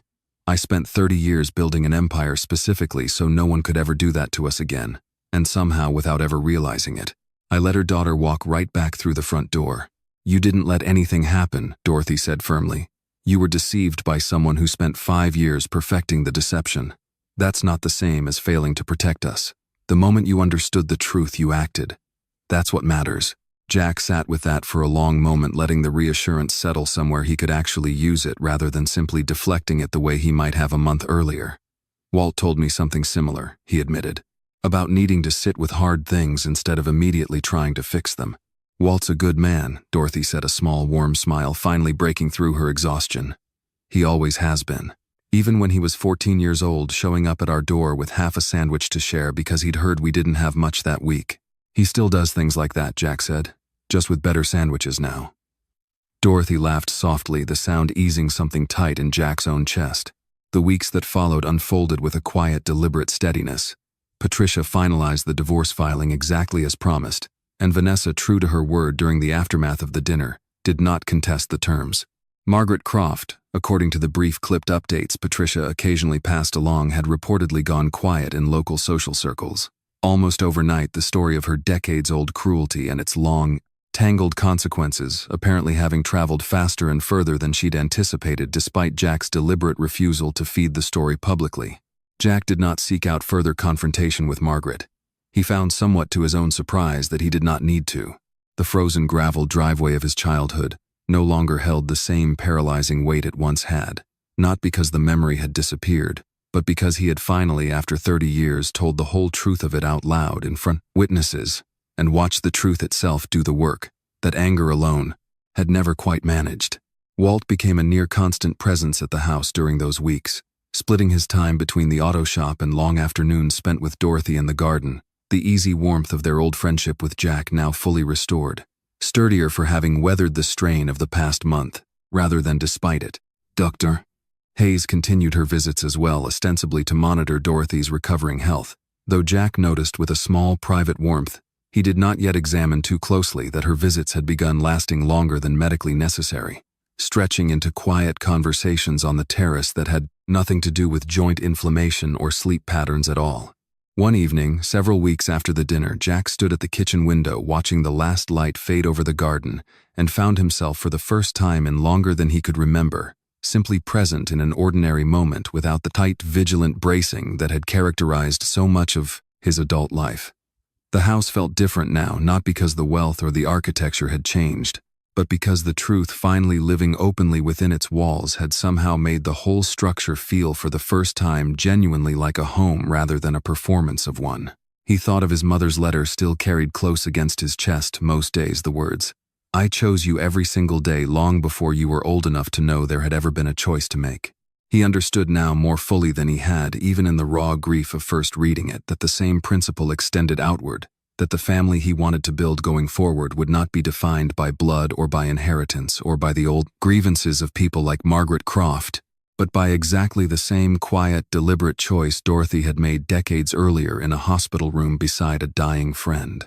He did not yet know exactly what that family would look like, but standing in the fading evening light, the house finally quiet with something that felt like peace instead of tension, Jack Whitfield allowed himself cautiously and for the first time in a very long while to hope. A few months later, on a warm autumn afternoon, the garden behind the Whitfield estate had been transformed once more, not for a dinner party this time, but for something far simpler and far more meaningful. Rows of folding chairs sat arranged beneath the oak trees, ribbons of soft cream fabric tied along the aisle, and at the front beneath an arbor, woven with white hydrangeas, a small wooden sign read, "The Dorothy Whitfield Foundation Protecting Those Who Once Protected Us." Jack stood near the arbor in a simple charcoal suit, watching the chairs slowly fill with the people who had in one way or another carried him and his mother through the hardest season of their lives. Walt sat near the front, one arm draped casually across the back of an empty chair beside him, occasionally glancing toward the house with the particular restlessness of a man waiting for someone specific to appear. Ruth sat close by, dabbing at her eyes before the ceremony had even begun. Patricia and Marcus stood near the back, quietly proud, having each played their own careful part in the truth finally coming to light. The old laundry room Jack had explained in the printed program, handed to each guest, no longer existed in its original form. In its place now stood a bright, sun-filled sewing and reading room, exactly as Dorothy had once dreamed aloud it might become her old Zenith radio restored, and placed proudly on a shelf. Shelves of books lining the walls, a soft armchair, positioned beside the window where morning light fell. Warmest. It was Jack had written in the program, a small physical proof that the places which once caused pain could, with enough love and enough time, be given an entirely new purpose. Dorothy arrived last, walking slowly but steadily along the aisle on Jack's arm, dressed in deep blue, the familiar cream-colored fleece throw folded neatly over one shoulder despite the warm afternoon, not out of necessity. Now Jack understood, but because she had grown fond of it, had made it hers in a way that had nothing to do with cold or fragility, and everything to do with the memory of the son who had given it to her. She took her seat of honor at the front, and Jack stepped up to the small podium set beneath the arbor, looking out over the gathered faces, some familiar from decades of hard years, some new drawn by word of the Foundation's mission to protect elderly family members from the particular insidious cruelty of quiet mistreatment hidden behind closed doors. I used to believe, Jack began, his voice carrying easily across the quiet garden, that success meant never having to feel small again. That if I built enough, earned enough, achieved enough, no one could ever make me or the people I loved feel unworthy the way I felt as a boy standing on frozen gravel watching my mother beg a landlord for one more week. He paused, glancing down at Dorothy, who watched him with tears already gathering at the corners of her eyes.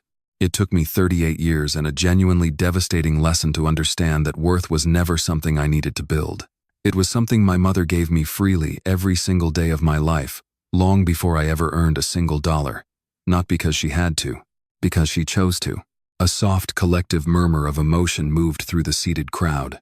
This foundation exists, Jack continued, because too many people, parents, grandparents, the very people who sacrificed the most to raise the rest of us, spend their final years being quietly diminished in homes built with money they helped make possible simply because no one was paying close enough attention. I wasn't paying close enough attention for longer than I'm proud to admit. This foundation is my promise that I will spend whatever years I have left making sure other families notice sooner than I did. He stepped down from the podium and knelt beside his mother's chair, taking her hands gently in his own, the way he had that quiet midnight weeks earlier. And this time, in front of everyone who mattered most, he said the words plainly, without needing darkness or privacy to shield the tenderness of them. Thank you for choosing me. Every single day. I intend to spend the rest of my life trying to be worthy of that choice. Dorothy, weeping openly, now pulled him into an embrace that held decades of unspoken sacrifice and finally unguarded gratitude in return. It was in the warm, emotional stillness that followed as guests rose to embrace one another, and Ruth pressed a handkerchief gently into Dorothy's hands, that Jack felt a familiar, steady presence arrive at his side. He turned to find Emily standing there, dressed simply in soft green, her expression carrying the particular warmth of someone who had watched quietly and patiently an entire wound begin to heal from the outside in. That was beautiful, she said softly. I meant every word, Jack said, and then, surprising himself slightly with the directness of it, added, I've been meaning to say something else too, and I keep finding reasons to wait for a better moment. I don't think there's going to be a better moment than this one. Emily's eyebrows lifted slightly, curious, careful. What is it? Jack looked at her for a long moment, feeling something in his chest, loosen that had stayed tightly wound for as long as he could remember. Longer, he realized now, than even the ordeal with Vanessa. It was an old guarded place formed on a frozen gravel driveway decades earlier that had convinced itself for years that love always came with hidden conditions, that safety was something a man had to earn and defend rather than something he could simply quietly be given. You told me once that it isn't common being understood without having to explain yourself twice, Jack said. I've been thinking about that a lot these past few months. About how rare it's been in my life to feel like someone saw the actual man underneath everything I built, instead of either resenting it or performing gratitude for it. He held her gaze steadily. You saw me. From the very first conversation on that terrace when everything in my life was falling apart, you saw me clearly. And you never once made me feel like I needed to be anything other than exactly what I was in that moment.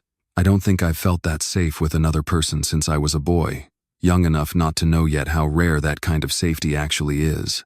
Emily's eyes glistened, though her voice, when she finally spoke, carried the same steady warmth Jack had come to rely on over the past months.